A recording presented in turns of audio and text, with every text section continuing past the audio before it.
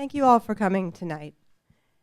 I'm Gwyneth Mallon. I'm the director of the NYU Center for the Humanities, and I'm very pleased to welcome you all here this evening. I want to thank our staff, Caroline Osi and Denny Valentine, and our student assistants, Soraya Bunker and Janina Soriano, for their help with tonight's event. Tonight we're going to explore the topics of politics on campus, from the 2015 protest to the Trump presidency. When we learned about Jonathan Zimmerman's recent book, Campus Politics, we wanted to feature his book at an event at our center. And here's a show and tell of the book. We will have it on sale for you in the lobby this evening. This book is part of Oxford University's press series called What Everyone Needs to Know, in which leading experts in their fields offer authoritative primers on complex current events. In the book, Zimmerman addresses current hot-button campus issues, such as political correctness, academic freedom, and the demands for trigger warnings and safe spaces. Zimmerman suggests that recent campus controversies have pitted free speech against social justice ideals, and he explores how the language of psychology has come to dominate campus politics. We have him here this evening, but when we planned this panel, we really wanted to start with Zimmerman's book as a point of departure, but we also wanted to curate a panel that could address his book and these issues of politics on campus more broadly. So I'm looking forward to hearing from Jonathan tonight and from the panelists. When I looked at the bios, they're all incredibly long, and I didn't want to shorten them. Usually I brutally shorten them. Tonight I couldn't do that. So what we ended up doing is handing out the bios to you. You each have a copy so you can see who you'll be hearing from. And I'm just going to very briefly list everybody's title and then turn the evening over to Uli Baer, who's going to moderate our discussion this evening. Please do join us for a reception following the speaking program where we can continue the conversation. So in terms of our panelists, Juan M. Calero C. is a Bachelor's of Art candidate, Latino Studies and Religious Studies, class of 2018 at New York University. Robert Cohen is Professor of Social Studies Education at New York University. Michael Funk is Clinical Assistant Professor of Higher Education at New York University. Crystal Parikh is Associate Professor of English, Social and Cultural Analysis, also at NYU. And Jonathan Zimmerman was at NYU for many years, just made a change. He's now Professor of History of Education at the University of Pennsylvania. And Ulrich Baer is going to be our moderator this evening. He's the Vice Provost and Professor of German and Comparative Literature here at NYU. Uli, I'll turn it over to you. Okay, first of all, thank you everybody for coming tonight. I know we're competing with a lot of events on campus, so we really appreciate you here. There are a lot of really great and important events that we recognize. It's great to see you. It's great to see everybody here. I think I represent the administration and the staff. And I say this deliberately. I'm also a faculty member, and I'm also someone who learns a lot while teaching or being at the university. And I view this discussion and many of the situations or occasions that have happened in the last 2 years that have generated a huge amount of very animated, excited, sometimes polemical debate as opportunities. I think the university is a place where one can frame, investigate, and test certain assumptions about what is free speech, what is the public, how do we constitute a public or a community. So I tend to think of these things as opportunities rather than problems or crises. And I want to thank Jonathan for publishing this book, Campus Politics, What Everyone Needs to Know. We've been emailing a bit about some of the theses in the book. And I think we're trying to do this at a university and really to do two things that say universities have certain beliefs and principles that we try to uphold because we constantly constitute ourselves as a community, and we have to reconstitute ourselves all the time with new students and faculty and staff arriving on campus. There's a generational change built into the structure of an institution, which is really important. And I think the student voice is one that keeps people on the faculty side mindful. There's new ideas coming into the university all the time. That is a major and central value. The second thing is that we enact these values all the time through our actual practices. As we've seen in this country, unwritten rules and unprescribed behavior is something that can keep a democracy together. And if you ignore unwritten rules and unprescribed behavior and just do whatever you want, although there's no law preventing it from doing it, you can risk certain kinds of standards that hold together a community. So a lot of things that we do in universities are unwritten assumptions, and we adhere to certain types of behavior. For example, that most of you are listening right now and I'm talking and you're not interrupting me all the time because that's an unwritten rule. There's no law against it, but that's an assumption we make. So we talked today about both the prescription of what happens in the university, certain things like codes of conduct or speech regulation, and also the unwritten rules and the assumptions behind that. And part of what we're trying to do on the panel today is actually enact some of our principles. So we're going to have what's called, and everybody knows what that means, a robust debate. I can tell you that we've already been emailing. We disagree on a few points, so that's robustness in itself, right? We're going to do this politely. But we have to test these assumptions. What does it mean to be polite? What does it mean to have a robust discussion? Can anything be said? Or is some things not sayable, as Jonathan tests in his book? So I think we'll start with Jonathan laying out a few of the principles, and then people can come in. I'll let everybody speak in the beginning, and then it'll just be a free-for-all. The audience will jump in. You can do whatever you want. No, that's not how it works. But we do want your participation, so at some point I'll move this discussion forward, and we'd love to hear from you what you think, what's at stake for you as members of our community that we continually, as I say, assume exists, and at the same time have to enact over and over again every time anew. Thanks to Yuli Baer and his terrific staff here at the Humanities Initiative, and thanks to all of you for coming out. You know, I did 20 years at one nation, and then I moved to another nation, a nation where everybody thinks they're great, or they used to be. I speak not of Donald Trump's America, but rather of his alma mater, the University of Pennsylvania. Actually, Trump is the only thing the University of Pennsylvania doesn't brag about. They've got a new candy bar at Penn, and actually you open it up and it tells you how good it is. Anyway, it's great to be home. I have spent a lot of time in my life in other countries. I've learned a lot from that, and I've learned a lot this year. But I've also learned that I miss home, and it's great to see so many students and colleagues who are very close to my heart. I did want to say one thing about a colleague who couldn't be here, and that's my friend Harold Wexler, who died very suddenly a couple weeks ago. Harold was one of the real giants in the study of American higher ed, although he never postured that way. And he taught me more about it than anybody else. And the themes that we're going to be discussing were very close to his heart, and he's close to mine. Anyway, I thought very briefly I could just lay out what I see as the major points of this very, very small book and modest book. The first one is really a caveat that I think is the most important point, which is almost everything that we discuss publicly about campus politics, almost everything, actually describes a tiny sliver of American colleges and universities. It turns out that American higher education is an irreducibly diverse and complex thing. There are 4,000 places to get a BA in the United States, and most of them don't look anything like this place or like Penn. Half of our undergrads are community college students. A quarter of them are 25 or older. A quarter of them have a kid. Most of those people work between 20 and 40 hours a week. And the politics looks totally different as well, as you might expect. Everybody has their own come to Moses moment about this one, but mine came actually with the attempt on the life of Gabby Gifford. You may recall that she was shot by this horrible and troubled person named Gerald Laughlin, and Loeffner, sorry. And it was reported that he went to a place called Pima Community College. And if you're from the West, you know this landscape better than me. Maybe you've heard of Pima Community College. I hadn't. So I consulted what one of the Bush presidents called the Google, and I discovered that Pima Community College has 70,000 students. It's got more students than Cal. Now, you know, I don't know how they count that and who's a part-timer, but the larger point is this is a gigantic institution that I've never heard of, and that was my message to myself, that I need to get out more, as do all of us. So everything that we're about to talk about really describes a fairly small sliver of American universities, and largely an elite and selective one. It seems to me, look, I'm a historian, and I come at these questions with a basic question, which is, what's new here? That's what historians do. And talking about this rather selective sliver, it struck me in doing this book that there were two elements that I thought were different about campus politics and campus protest today than earlier generations.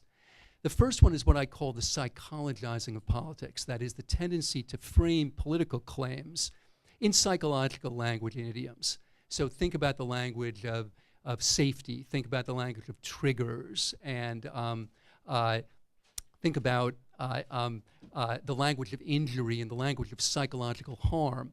I want to be really clear about this. I'm not against psychology. My family and myself have been great beneficiaries of psychology. The thesis of the book, though, is that psychology and politics don't play very well together. If you tell me that you were offended or microaggressed by something that I said, I have essentially one thing to say in reply, which is, I'm sorry.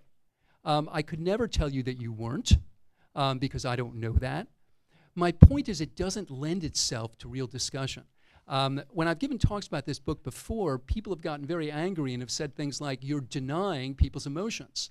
And I want to emphasize that I feel like I'm doing the opposite. It's precisely their undeniability that's problematic here. It's precisely the fact that you can't deny them that makes politics around them so difficult. Political discussion and argument involves a kind of denial. No, I think you're wrong, and I think you're wrong for the following reasons. And I think within these psychological idioms, that's difficult, if not impossible. The second theme that I thought was profoundly different from many early eras was the demand for more administration. Now, of course, there's a context for that, because I don't mean to offend Uli, but his, yeah, screw you. Yeah. I just want to get some robust debate in there. Yeah, there's an X.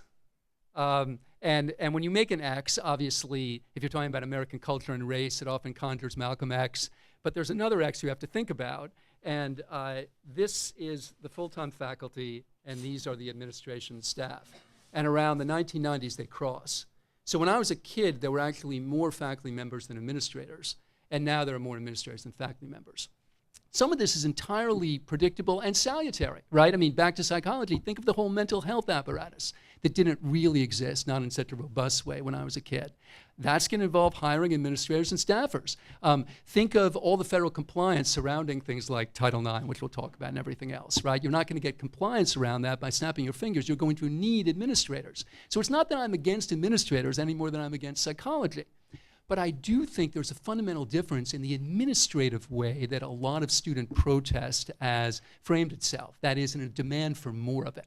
If you look at the iconic student protest statement of the 60s, the Port Huron statement, which Robbie Cohen has written so brilliantly about, you'll find this language, very evocative language, where they say we need to wrest control from the administrative bureaucracy.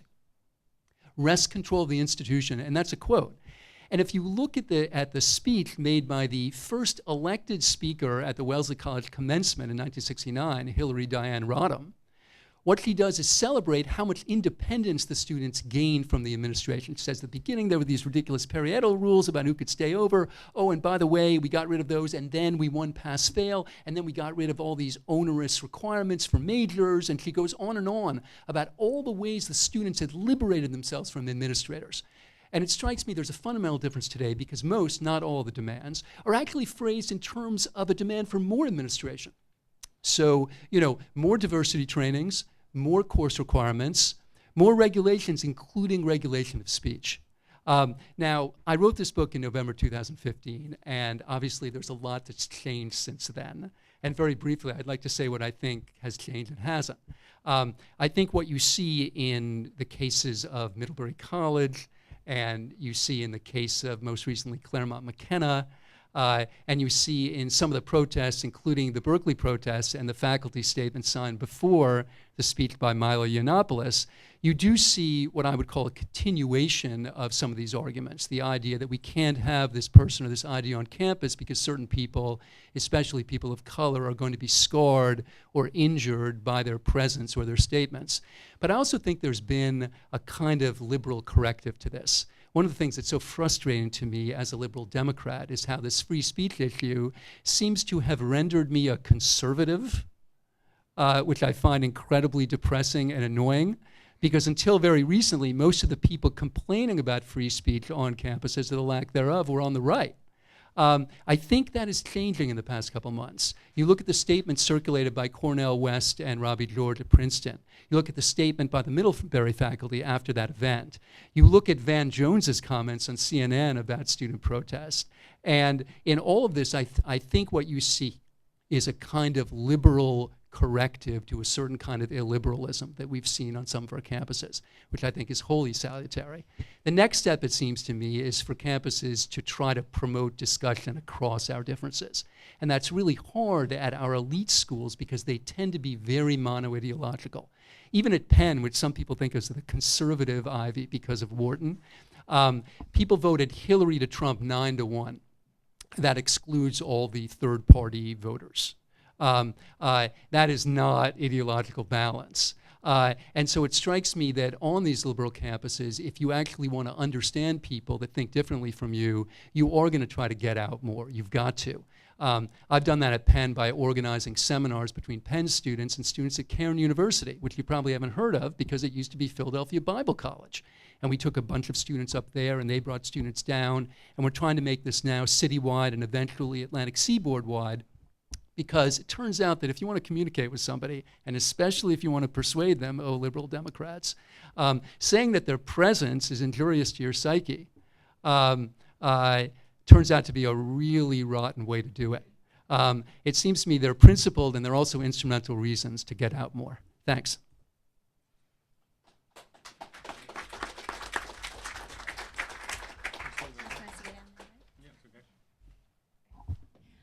Thanks. I'm going to read from my notes just so that I don't ramble at this point in the semester. No, not at all.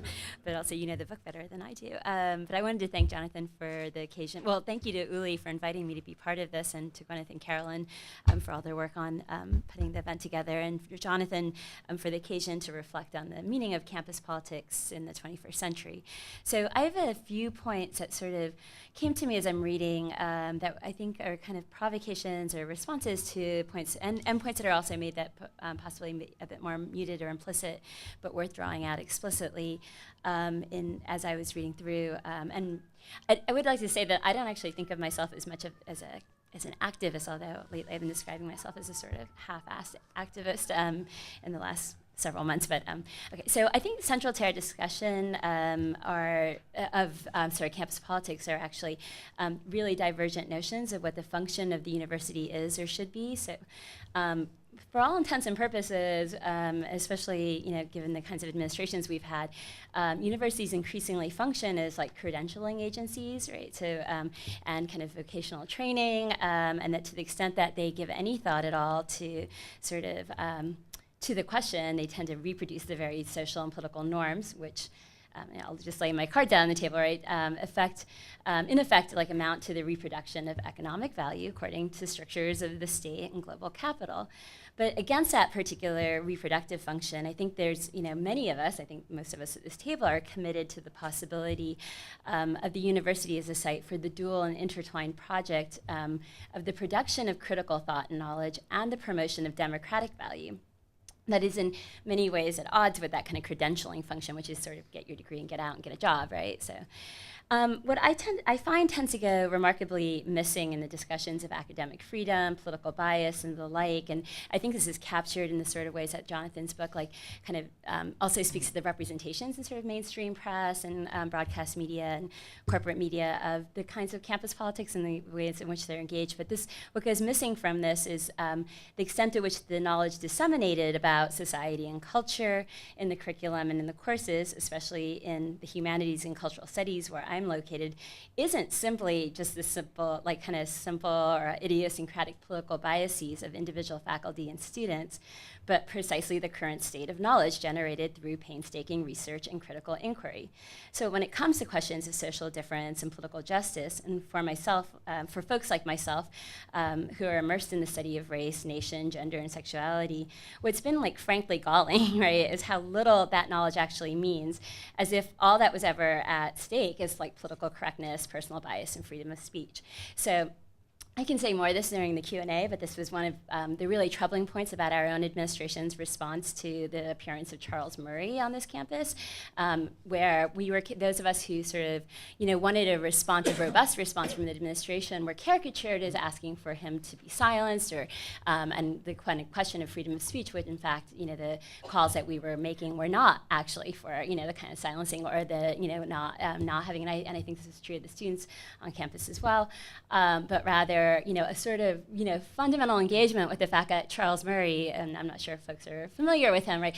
He has a sort of bases his arguments on a eugenicist science that has been thoroughly debunked, right? And over again, but instead the kind of caricature of both student and faculty responses to what was really a kind of, muckraking speech, tour that he was making across campus was one of freedom of speech, right, and political correctness.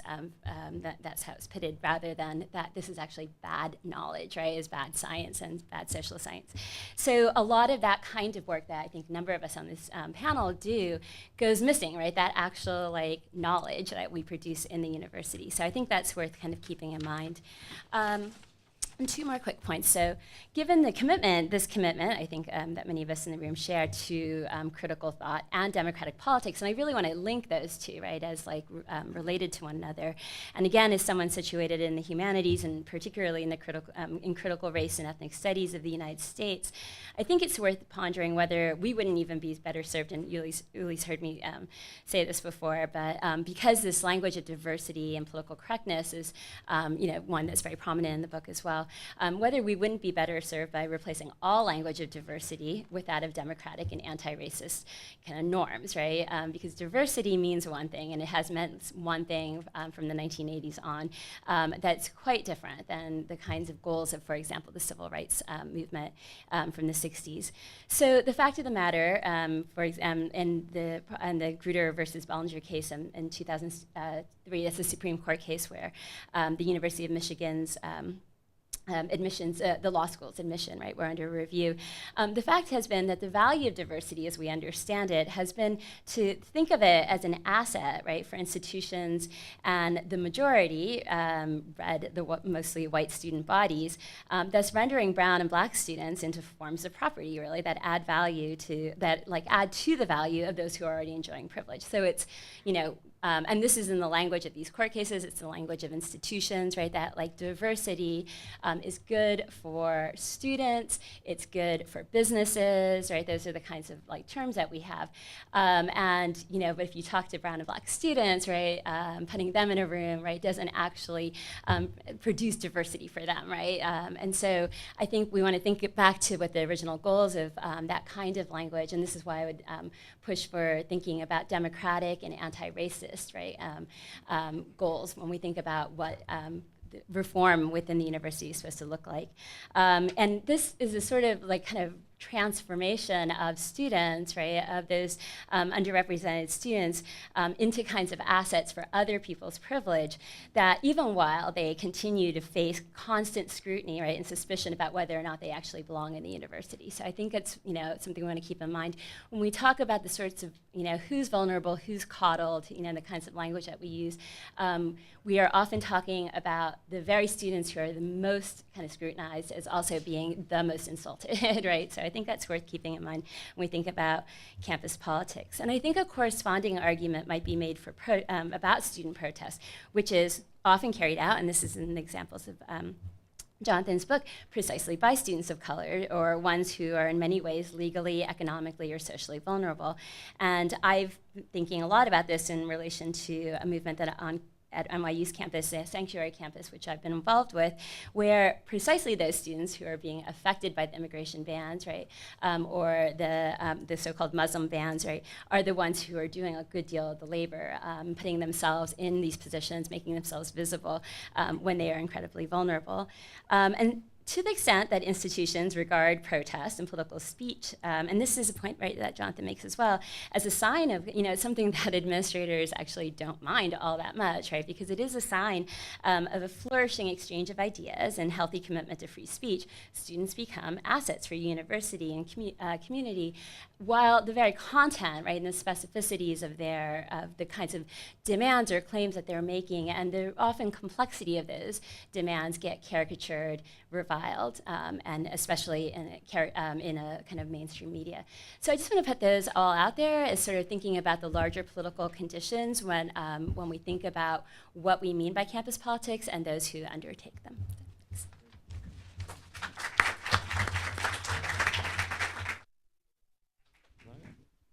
Oh, good order. Okay. Okay. Hi. I just wanted to say I'm glad everybody's here tonight. It's a I think, a really interesting discussion, and also to welcome back my colleague Jonathan Zimmerman. I just want to say this book, John and I spent a lot of time arguing about campus politics, but I think the book, and I have things I could argue with about the book as well, is really a great contrast to a lot of the terrible reportage that you get on student protest. Unfortunately for me, I've written a bunch of books about student politics, and so I get called by the media all the time and have the aggravation of seeing the way they frame and distort what's going on campus. Not fake news, but sloppy reportage. And John, I think, is too good a scholar, and I also like to think his experience as editor of the Columbia Spectator back in the early 80s gave him I'm a former, it sounds like a conceit, I'm a former editor of the Daily Californian from Berkeley, is that we feel like we need to get some facts together before we editorialize or before we draw conclusions. And unfortunately, that doesn't happen very often. And I've had lots of personal experience where I have reporters, I'm trying to explain what's going on, and I'll say more about this towards the end, and they've got a thesis already, they've got a frame, and it's a negative frame. And I want to say there's a strong, so I think this book breaks with that. It doesn't say everything is politically correct. It takes on, it's nuanced, it's sophisticated, and and John is open to considering things that don't accord with his assumptions, which I don't feel I get from a lot of reporters. Not all, there are exceptions, but there's a lot of, I think, really distorted reportage on what goes on campuses. And I just want to say, as a historian of student protest, there's a long tradition of this.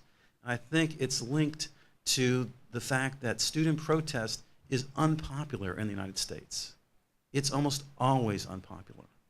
The sit-ins in 1960, 57% of the public was negative about them and thought it would not help get rid of racial segregation in the Jim Crow South. The next year, the Freedom Rides, which was not wholly student, but lots of students were involved in it, 61% of the public thought that those were bad. They were troublemakers. Even though, unlike the sit-ins, which involved civil disobedience, the Freedom Rides were just trying to get the administration to enforce the Supreme Court laws about desegregating the buses and the bus stations all across the South. The free speech movement, which I spent too much of my life studying, Berkeley, 74% of the California electorate disapproved of the free speech movement, right? And why was that? They against free speech? No. The press reported it as a communist-led movement. They acted as if there were riots going on at Berkeley, even though it was a nonviolent movement. And so, smart politicians like Ronald Reagan came along and ascended to the governorship in part by pledging to clean up the mess at Berkeley. And so if you just take it on down the line, by 1969, when there's more disruptive protest, 82% of Americans on a Gallup poll wanted to see student protesters expelled. More recently, let's just jump to last year and the events that John writes about, at the University of Missouri, a protest against, this movement that was mostly trying to battle racism at the University of Missouri, which has a long history. It was a Jim Crow college until the middle of the 20th century. 62% of the people in Missouri, the white people in Missouri anyway, opposed the student protests. And even the coach, who was a popular football, I don't know if you know the story, but the football team backed the student protesters. And that involved lots of money, because they were saying they were going to boycott a game, which would have cost the university millions of dollars, and that helped to pressure the college president, who'd been pretty insensitive, to put it mildly, to the students of color on that campus, black students in particular, to actually step down. That was one of their demands. A student was fasting for that, and the college, predominantly the black students, but then the coach also supported this idea of boycotting the game. And so even the coach, and if you know something about the South or that area, Missouri, you have a winning football coach, they're pretty popular. But his numbers went underwater because it was like, I think, 44 to 32, 41 to 31, because he had supported the student protests. So I think that what that means is that unless you think of the press as being, completely courageous or something, that they're going to start off with a negative bias about student protest. And I think that, whether you think the United States is conservative or liberal-leaning, the nation as a whole, they do differ ideologically, but in terms of methods, tactics, they like to do politics in a neat, tidy way, usually at the voting, at the ballot box. And for students to demonstrate violate university regulations, maybe even violate the law, even if you're nonviolent. The examples I've given range from completely nonviolent and not breaking a law to civil disobedience to then violence. And then the Missouri case was not violent either. It generates all this negative protest, negative coverage. And just to give you an example, I want to close with an example because I know we're pressed for time. When there was this outburst of activism in 2015 that John writes about so well, I got called by the Wall Street Journal. And basically they wanted to reduce the whole thing. You know, there was an incident in Missouri, even though the movement was about fighting racism, there was that incident where that journalism professor talked about getting muscle and getting the reporters out there. So there was a free press issue there. But looking at that movement broadly and the national movement, it was not a movement about restricting free speech. And yet this reporter was like, you know, I just could not get her to see there were other issues involved, more centrally involved at Missouri. So I gave her the example of NYU, which didn't have civil disobedience around this issue. And we had this forum at it's now unfortunately it's a hole in the ground, the Cole Gymnasium, we had a 3-hour discussion there that I thought was opening up debate in an amazing way. I've heard complaints from Muslim students, African American students, Latino students, gay students, just a whole realm of people opening up. And the administration was there, the faculty was there, the place was packed. I'd never heard such a rich, it was painful at some points, but a rich dialogue about how we live together in this university across racial and other lines as it was there. And I said, look, it's online. I know you didn't go there, but just press a button on your computer and you can see this tremendous dialogue that was going on. And she, I don't know if maybe it's the editor's fault, but it never got in there. It was just framed that way as these politically correct, Stalinoid students were trying to enforce political correctness and repress discourse. And that was just a big distortion. And even in some of the better articles that you saw, I think this New York Review article by David Cole about the trouble at Yale was generally pretty good.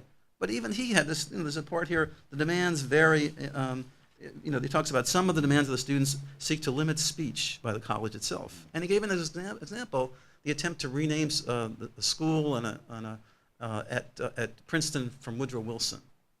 Now, whatever you think about who buildings should be named after, the decision whether or not to honor Woodrow Wilson or anybody else is not a speech issue. It's basically, what are your politics? You have a debate about it, and sometimes, here at NYU, usually involves money. Who's going to get the building named after them, right? But it's not a free speech issue. In fact, there was more discussion about Woodrow Wilson. People, even historians I know, I was sort of surprised, did not know that Wilson was a segregationist. And so even they learned from this, as opposed to it just being, just a name out there. So I thought it was opening up this really rich discussion. Even my students wanted to discuss Woodrow Wilson. That never happened to me before in my whole life teaching history. So I just thought that, there's such a way in which this whole thing got distorted. I'm not denying that there's a free speech issue, and there are, some incidents that really disturb me about what's going on with free speech on campuses, but not, I've studied free speech movements. Now, I guess free speech movements are friends of mine, and not everything is a free speech movement. And that's the way, unfortunately, that's the way this is being framed a lot of time, because that's a way to slam the students. And that's, as I said, a long tradition going way back to 1960 and really even before, because I've studied student protest in the early 20th century, the same kind of things were happening. But the issue wasn't free speech, because back then the right was the one suppressing speech. It was really about, red baiting and stuff. So I just think that, I just want to say again that I welcome this book as a real contribution to being able to talk about what's really going on campus, as opposed to, dealing with the caricatures. And I don't really have what's the solution for the way the media distorts it. I mean, reading books like John's is one of the solutions, but, it's a real problem. And I guess the last point I'll make is student protesters have their work cut up for them trying to change the college or the university that they're at. So they have, you can't really think about, you don't really have time or energy to think about how is this playing off campus. Like the free speech movement won on campus. They won free speech. The December 8th resolution, universities get out of the business of regulating the content of speech. Tremendous victory, But off campus, forget it. Enormous defeat and backlash, and ended up helping Ronald Reagan get elected governor, which, believe me, even though it was a diverse movement, most of the people in the free speech movement did not want. Thanks. All right, thank you.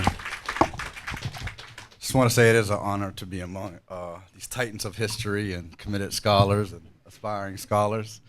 I have to contest a little bit of what Yuli said. I don't plan to argue with anyone. I do plan on holding a dialogue, not a debate, because I'm interested in listening to what folks have to share so I can learn from you and your perspectives. I'm not necessarily here to refute, right? And I think that's an important part of how we should go about these conversations, is really listening to understand instead of to win someone over to how we see the world and our side of things. So just came from class called Diversity in Higher Education, so I ran over here. So I'll be reading a bit. But in preparation for this, I ran into a book that I actually had when I was a student in the class in 1997. Actually, I have some of my students in here. And it's called Campus Wars, Multiculturalism and the Politics of Difference by John Arthur and Amy Shapiro. And I thought it was fascinating, 1997, and how the issues strike a similar chord as they do today. So just even taking a cursory glance through the table of contents, part 1, multiculturalism and the college curriculum. So this is circa 1995, 97, but today it's really diversity and inclusion. Part 2, sex on campus, sexual harassment, sexual assault, right? We think of the Dear Colleague letter that many universities responded to that came out in 2011, and particularly our university here at New York University, where we just developed a center for sexual misconduct, right? So a conversation that is really up where our current students are really trying to uphold the integrity of Title IX. Part 3, free speech, hate speech, and campus speech codes. I really think this idea of academic freedom, which I think gets conflated with free speech, has really been hijacked, and that's one of my stances in this conversation. I don't think this is as big as an issue for students as faculty and administrators are making out to be. I think students have a vested interest in equity and equality, more so than they do around free speech. Part 4, race and affirmative action. We talked about Grutter and Bollinger, and of course, we can talk recently more about the Fisher versus Austin, Texas. And then part 5, identity assimilation politics, right? So thinking in terms of identity politics. So in a lot of ways, the music might be different, but the instruments are very much the same. And what I really appreciate about John's book, I think you just did a tremendous job of capturing, a timeline in a very fair and balanced way. So it's a very comprehensive overview of student movements. I'll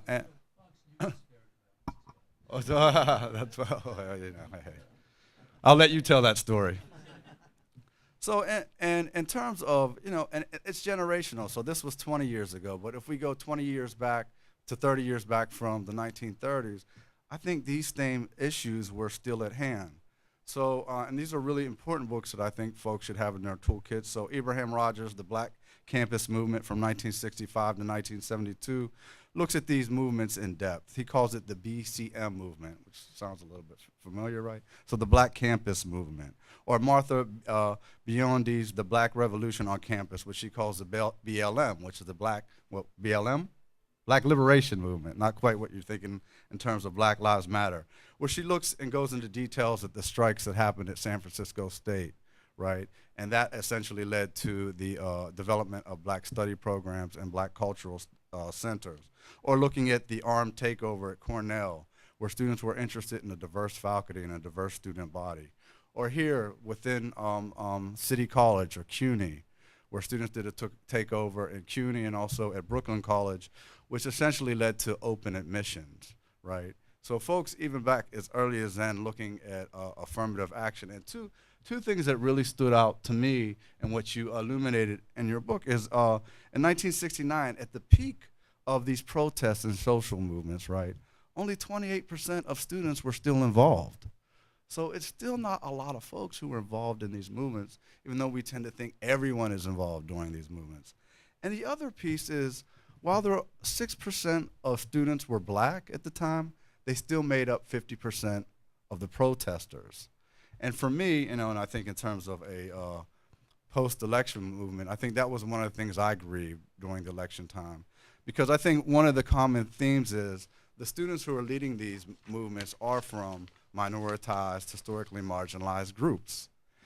And the backlash, or as Van Jones would say, white lash, is coming from historically privileged groups, right? So for me, I understood it was going to take a toll and a tax, an emotional tax, on these groups, again, to stand up for equality. And to put this in perspective, my son is 3 years old, and on his 3 years on this earth, he's already been to the Black Lives Matter March. He's been to the People's Climate March. He's been to the Women's March. He's been to the rally at NYU to support Muslim students. He's been to an immigration march, and he's also been to the No Ban, No Wall March. He's been to more marches than I did from 1997 until today. So I don't know if that speaks a little bit my own political activism or if it's really the sign of the times. You had made mention of an article by Arthur Levine and Diane Dean, I think it was in 2012, discussing how now blacks were saying, blacks and whites and folks of color were more converging ideologically of how they saw the world and thought that the U.S. had become more of an equitable place. I think this is also on the heels of the Obama administration's second term. But something drastically happened at 2012, and I always like to say it's the post-Trayvon Martin movement, where I think there was really a racial awakening among students. And that in turn to Tyre Rice, Oscar Grant, Eric Gardner. So all of these things really started to pick up steam. If you would have asked, I came back to NYU as an administrator in 2012, if you would have asked me to talk about my students, I would have called them apolitical. But things really changed and really picked up steam. And so then you had the I Am Too NYU movement. You had the development of the Black and Brown Coalition that happened. You had the listening symposium, which I think was really important. Again, it was dreadful, but very important, and it's still available, like 3 hours of students just bearing witness to their experiences and quote unquote one of the most liberal progressive schools in the United States. Then you simultaneously had MISO happen at the same time. So, and you allude to this in the book, which I really appreciate, is the list of demands that students came up with. So there's a site called The Demands, I think 5038 comprised, and I think now there's over 84, close to 90 universities and colleges that represents the list of demands. So they disaggregate those demands, and at the very top of the list, and again, I don't even think the word demands really captures what they are. I think that they're reasonable requests by students. So at the very top of the list, you have increased diversity of professors. How many of you read the recent New York Times articles that talk about the significance of one black teacher, K through 12, and how that shows promise for a graduation rate? So students, and this again dates back to the 60s, the significance of having faculty of color. Also, if you really listen or were present at the listening sessions, a lot of the perpetrators of microaggressions or racism or xenophobia or sexism in the classroom were actually the worst offenders were faculty. So I think that coincides with faculty training. And I don't necessarily, at least at NYU, I don't necessarily think students are asking and putting that onus on administrators. Maybe it's self-regulation and policing by the faculty themselves. But what they are asking and requesting is that something is done and folks get educated around these issues because it's coming at a cost to us. Also at the top of the list, funding cultural centers, recurring classes for students, much like many students have to take some type of Title IX course just to be able to register for courses, tracking race-related offenses, much like the Jean Cleary Act, where if there's a sexual assault on campus, the whole campus needs to be aware of it. Renaming building and mascots. And I find it fascinating that we rebuke students when they have these requests. But I remember working in College of Arts and Science, and our core curriculum a number of years ago used to be called the Morse Academic Plan. And who was upset about that? There was some dissonance and it was a hypocrisy. It was the faculty that was upset about it.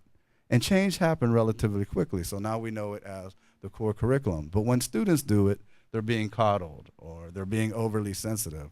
When faculty do it, we're being pioneers. At the very bottom of the list, like 7 is like revised speech codes, 6 removing speech codes.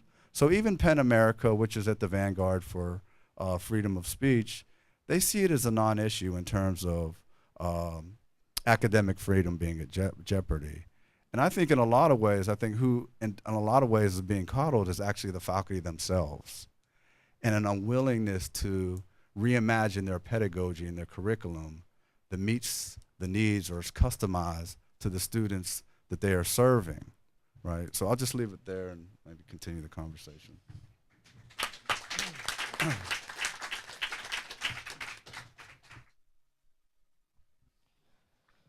Hey everyone. So I'm going to be a little reactionary, I suppose, to all the different comments, ideas, concepts that were thrown around.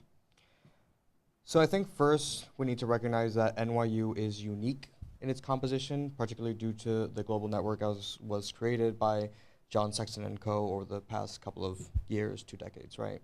So if we think about it in terms of student organizations, student movements, they are not exclusively domestic students as may be happening among other universities. NYU truly is unique in that capacity where I can't think of a single cultural or national, ethnic, racial group that is strictly of one particular ethnic origin. So we are already in that sense, as students, being exposed to ideas not of this country, not from this country. I myself, I was born in Colombia, and I was raised by 2 very Colombian parents. They neither spoke English the first couple of years. So my context has always been a very interesting one where I'm being forced to navigate both the US context of what is socially correct, these dogmas that we have, these unwritten rules, but also what is the unwritten rules of Colombia. The concept of elite is a very relative one. Whenever we speak of elite, NYU likes to pretend it's on par with the Ivies for whatever reason. We can just exist in ourselves, I feel like. We should probably, whenever we speak about eliteness, about who is elite in what spaces, what, why, when, I think we should do an exercise in stepping back and asking ourselves what makes this elite, what makes us elite. On the subject of psychologizing universities, there's a certain degree of abuse, if we want to speak frankly, that any given human being should expect from society. Society is not a fun place. People are cruel. This is a given reality. I think the narratives of trigger warnings, I think the narratives of microaggressions, some of which are genuinely legitimate. So for example, if a student has suffered from depression, suicide ideation, or even a suicide attempt, and the class is, say, a literature course where we're going over a book that intimately, explicitly, viscerally describes suicide or concepts of suicide, there should be a trigger warning there, because if someone is struggling with suicide ideation and the book is describing suicide, bad things may happen. Likewise, we do, on that note, I just want to emphasize that we need to respect genuine traumas that a student may be experiencing in 2017. While in eras past, we may simply have been able to dismiss the student like, oh well, you suffered trauma, poor you were beaten, you were abused, you were violated, what have you, it's not my responsibility, I don't care. I really think, I would hope, that the faculty in 2017 at any institution would actually care about their students in such a way that they don't want to inflict harm upon them in whatever possible circumstance. I think we are returning to an expectation that academia is not simply about, if I want to be vulgar, circle jerk in an ivory tower, where we're not actually questioning what is the truth. I think what students are looking for within an academic space, at least what I hope, is that we're actually looking for what is true and what is not true, and being able to delineate who and what has authority and why. What's interesting is that academics on campus tend to be reactionary in my experience. So if we look back to fall 2015, when all the student protests were happening, Black and Brown Coalition, it was administrators who reached out to the Black and Brown Coalition asking for what should we do while you figure out what we should do. How can we be actionary to mitigate it while students decide what is best for them? Faculty was nowhere to be seen during the fall 2015 movement, at least at New York University. Nowhere to be seen. Coincidentally, however, post-Trump, the Sanctuary Campus Working Group on campus is a very large group that is comprised, I would say, largely of graduate and faculty members, not administrators, not undergrad. So why, I ask myself, do faculty pick a post-Trump social movement and not a very race-heavy social movement that is led by undergrads? I think the student power has returned as a focus across universities in this country. And they're not so much about student power, student agency as individuals, but rather student power as communities. This notion that we each belong to a very large community, whether it be by identity politics, whether it be by identities that we choose, whether it be identities that we were born into, but the question then becomes that students are asking for agency, are asking for power within this context as a community, not as individuals. So even if the institution itself is trying to grant power to particular individuals within its body, whether it be faculty, administrators, or students, it's not, the student themselves, at least in my experience again, within this university, are trying to be as inclusive as possible when it comes to the larger community. I myself, when I serve, if you want to read my godforsaken biography, whenever I'm engaging in that kind of campus politic at this university, I always make myself accountable to my community as much as humanly possible. And that's something that I feel was not present during prior eras of NYU. Indeed, even if we look at the if we look at the university archives, John Mason archives in particular are spectacular if anyone wants to go a weekend. But back in the 1960s to the 1980s, whenever there was campus protest at New York University, a lot of it was centered on particular individuals. Particular students were singled out by the administration. Particular students were the ones always kind of like speaking in I terms, so to speak. It wasn't necessarily like, oh, I'm part of this larger group, and this larger group is wanting this particular thing. The only example that I think that really stood out in contrast to that was a very early demands list, actually, back in the 1960s, that was co-signed by the Black American Student Association, Caribbean Student Association, Haitian American Student Association, and African Student Union. No one else. I think we also need to examine this notion of freedom of speech. Yes, we are in the United States. Yes, the United States has a particular notion of freedom of speech, but who is to say that the freedom of speech that is expressed in the United States is the best one in the entire world? I think we also need to recognize that NYU, in particular the student body, we are not mono-ideological. Indeed, if we look at the leftists on campus, there are Maoists on campus. There are Stalinists on campus. There's communists, there's socialists, there's fascists. There's a variety of people on campus that are constantly navigating all these identity spaces within this university. Indeed, whenever I was serving as Lucha president, the Latino organization on campus, there were students on campus who came to that space and actually openly advocated for the return of death squads in Latin America to kill all the socialists. These people exist at this university. So whenever these people exist at this university, we do have to be prudent about how we go about narratives of freedom of speech. A joke I always say is that whenever diversity, inclusion, and equity became dogmas of institutions within this country, diversity, inclusion, and equity, if you were to make an acronym, is DIE. So whenever the task force was established, I joked in that space, like, are we the DIE force? Is that what we are now? Of course, immediately it was changed from diversity, inclusion, and equity to equity, diversity, and inclusion. So rather than to navigate the inside joke, they simply removed the name. What is left and right within narratives of student power as we return as students as like a third pillar within university power is again this question of cultural communities.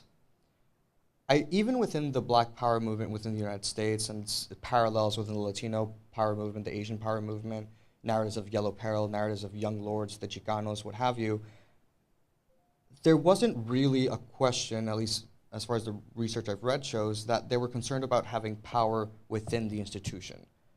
That the holy trinity, so to speak, of any given university should be faculty, administrators, and students. How many faculty members, off the top of my head, I don't think any departments that I've ever engaged with actually include students whenever they're thinking about curriculums for the following year. What's interesting is that whenever we're coming to the subject of Murray, for example, Black Student Union and Lucha, we co-wrote a letter to the university administration on the subject of Murray, where we expressly said that narratives of freedom of speech and academic protection when it comes to someone who is actively advocating for a eugenicist interpretation of statistics, that shouldn't be something we're accepting. That should be simply dismissed. I always think about this old physics story, back when I was a physics major, that Oppenheimer, he was head of a university, of a research institution, but Bohm came up with a new theory. The theory was Correct, it's the one we currently have today. But Oppenheimer said, if we cannot disprove Bohm, we must simply elect to collectively ignore him. While there are instances of academia rejecting theories that are inconvenient to them simply because that would delegitimize their PhDs, there is something to be said about recognizing that certain discourses will inevitably end in violence if they're allowed. I think we also need to address what is democracy within higher education when none of our university structures actually represent any Republican or Democratic model. NYU itself, if you were to really sit down and compare our university structure to that of any other standing government across human history, we have more in common with the Roman Imperial Senate than we do with any federal republic. I think we do need to recognize that what is being presented in a book such as this one and what is being portrayed by the media is not necessarily what is happening on the ground. Students also have a capacity to demonstrate what is and is not real. We can also choose to show faculty and administrators what is and is not happening. Just because we tell a media person something or a faculty member interviewing us something, we tell them a story, it doesn't necessarily mean it's true. What's interesting is that media never came to NYU. Our demands list was very substantial, 31 demands, all on point, and in fact, a lot of our demands were copied by institutions that published both after and before us. But of course, no one ever came to NYU, no one interrogated the Black and Brown Coalition, no Fox News, no NBC, no nobody, because there was no scandal. There was the listening session, which, by the way, again, I want to emphasize that that was violent for students. Having a student, an undergraduate, someone literally below the age of 25 who are just figuring out who they are as a human being, as an adult, let alone figuring out what they're doing for the rest of their lives, to then get up on a stage and essentially have a moment of confession and catharsis to the entire student body where 4,000 people were watching, that is violence. Within trauma theory, that would be called trauma porn. That is why that was listened to. The question is that trauma cannot be questioned, and you're correct in that. But what's wrong with that is what I'm curious. On the subject of Murray again, Murray and Milo were both pushed to be canceled by students, yes, but not Wintrich, the hashtag Twinks for Trump. There's an order of priority whenever students choose to cancel people. There's an order of priority when our students are actually enraged. I think administration and faculty have this misconception that when any little thing pisses off students, when that's not correct. Whenever we hear something's about to happen, we sit down, we think about who is coming, why are they coming, and how does this genuinely affect us? And we pick and choose what is and is not something to be dismantled. If you want to remove distortion about history, you should ask the students. Because, for example, the I Too movement came across NYU post-Harvard. Harvard was centered on blackness. NYU was actually the first institution to use the I Too movement as an intersectional space, first for people of color and then for everybody. Then that became a student diversity advisory board within student affairs, and that went badly. Then the Black and Brown Coalition became prominent, and then that transitioned somehow into the diversity task force. Currently, there's a search for the CDO. At the same time, there's a Sanctuary Campus Working Group, but all of these groups are overlapping with each other. They're not separate bodies. They're the same group transitioning year after year after year with new blood, year after year after year.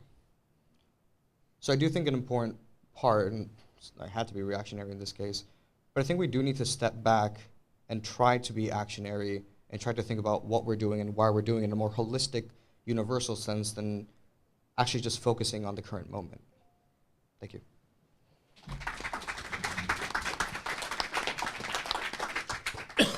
So thank you, everybody.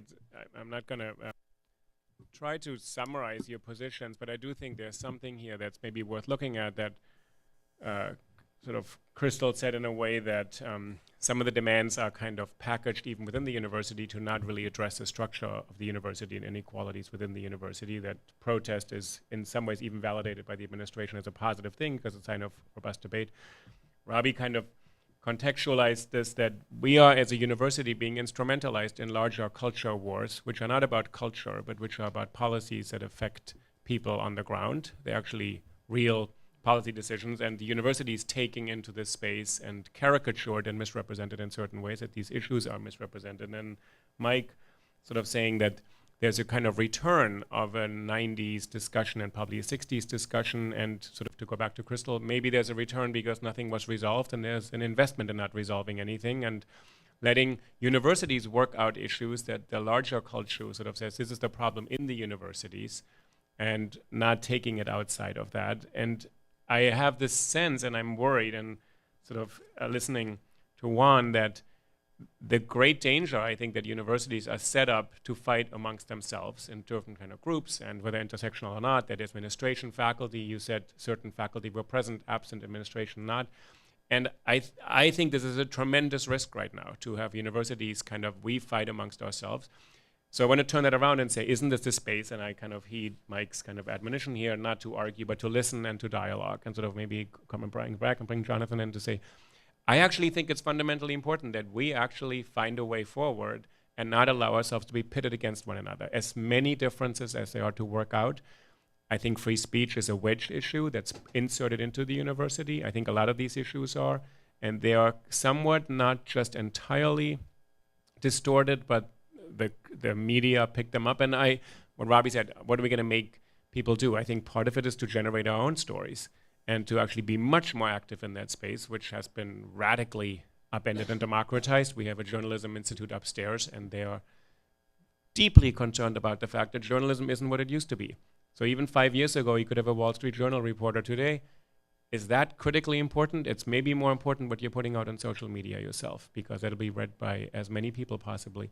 So I want to just get to, I do think there's a grave concern that these debates within the university can be distorted and say, look, the university can't even get along with itself. No wonder these people are risking all these other great values. As if the great wide world enjoys certain things that we actually maybe can generate. So maybe someone wants to jump in here sort of on this larger question.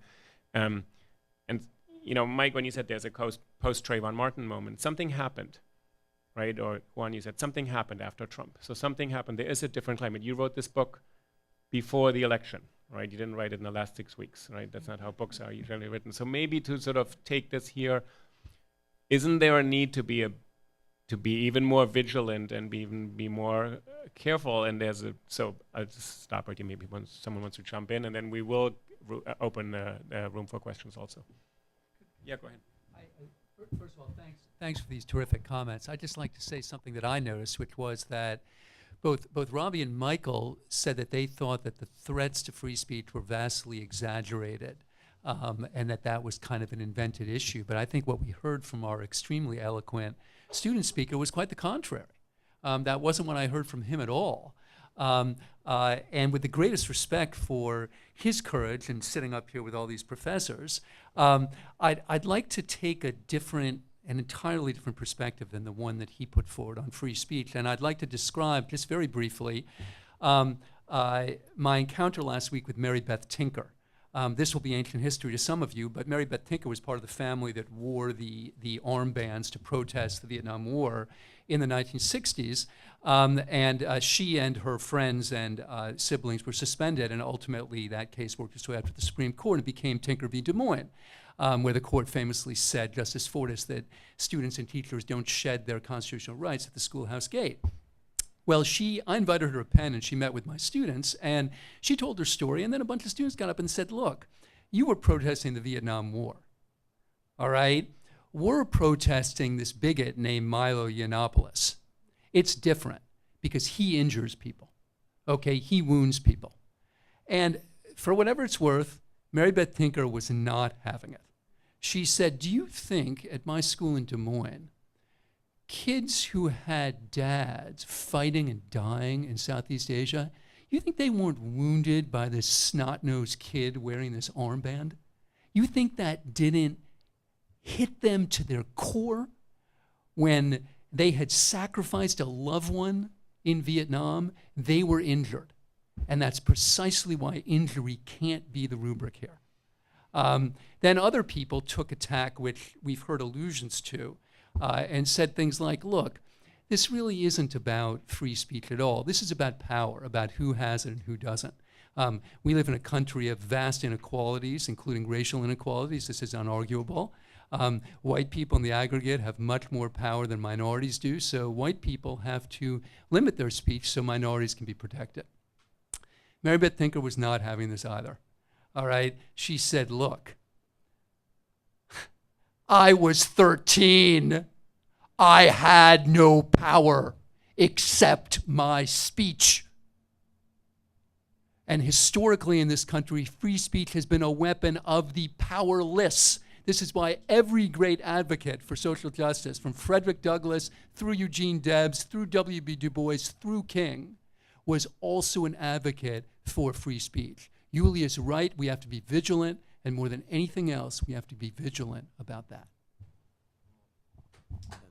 I just wanted to comment on, my point was not that there aren't free speech problems on campus.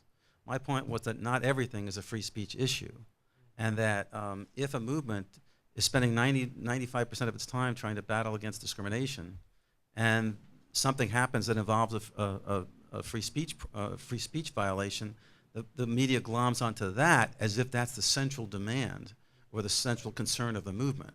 I do think that there is a problem on the campus left today with not having enough of a historical perspective on freedom of speech.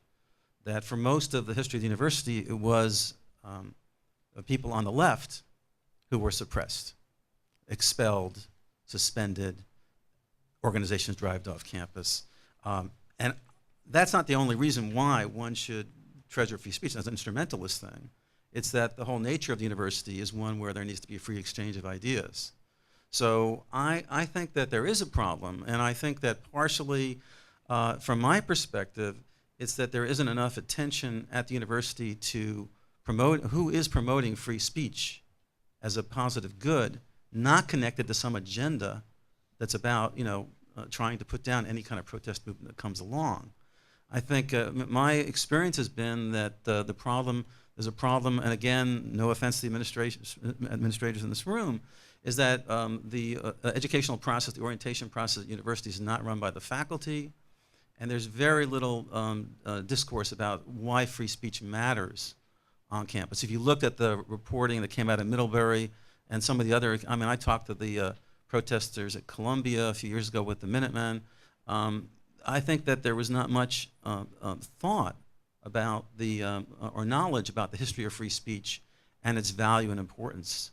So, and the idea that by suppressing speech with people you agree with, that somehow, what does that really do on a campus? It just drives the ideas underground. It doesn't get rid of them, it doesn't challenge them.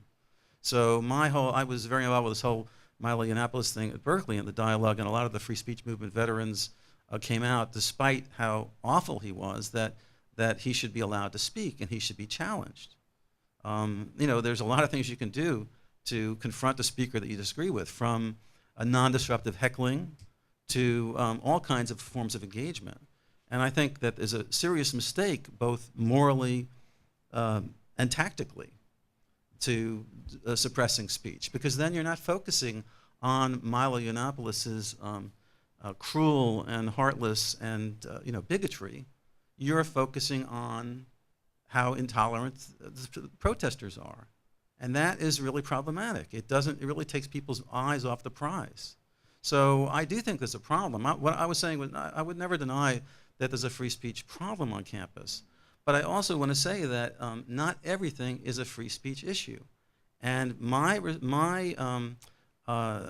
experience with this is not just with the media, but there's an organization called FIRE, who's, basically their whole business is taking free speech issues and magnifying them. So they have a chart on their website, I'll just end with this, that shows there were 26 disinvitings last year. And it's a big chart with a big red thing, and I don't know, they have all kinds of codes for how bad this is. But there's 4,000, as John said, 4,000 institutions of higher education. So what percentage is 26 out of 4,000? So I'm just saying, I think that that this gets magnified in a way that doesn't really do justice to what's going on campus. And it just makes it so that you can't have a healthy discussion about free speech. I do think we need to have a free discussion about free speech. But I don't think that it's helped if movements like what happened in Missouri are just made into a political suppression movement because it was really about trying to liberate people from racism. That was what the movement centered upon. And there were some free speech issues that were attached to it that need to be talked about, but not to the exclusion of everything else. And so, we have to find a way to clear the air, to have a healthy dialogue about free speech. And that's really difficult in these times. When you have Donald Trump, who was, right now being sued by somebody who was being physically removed by his rally, posing as the new Mario Savio, protecting free speech at Berkeley, and lambasting the administration at Berkeley for closing down Unnipolis when the administration tried to allow him to speak. So it just gets very, I think, very convoluted, and that's not a good way to resolve the issue. Go ahead.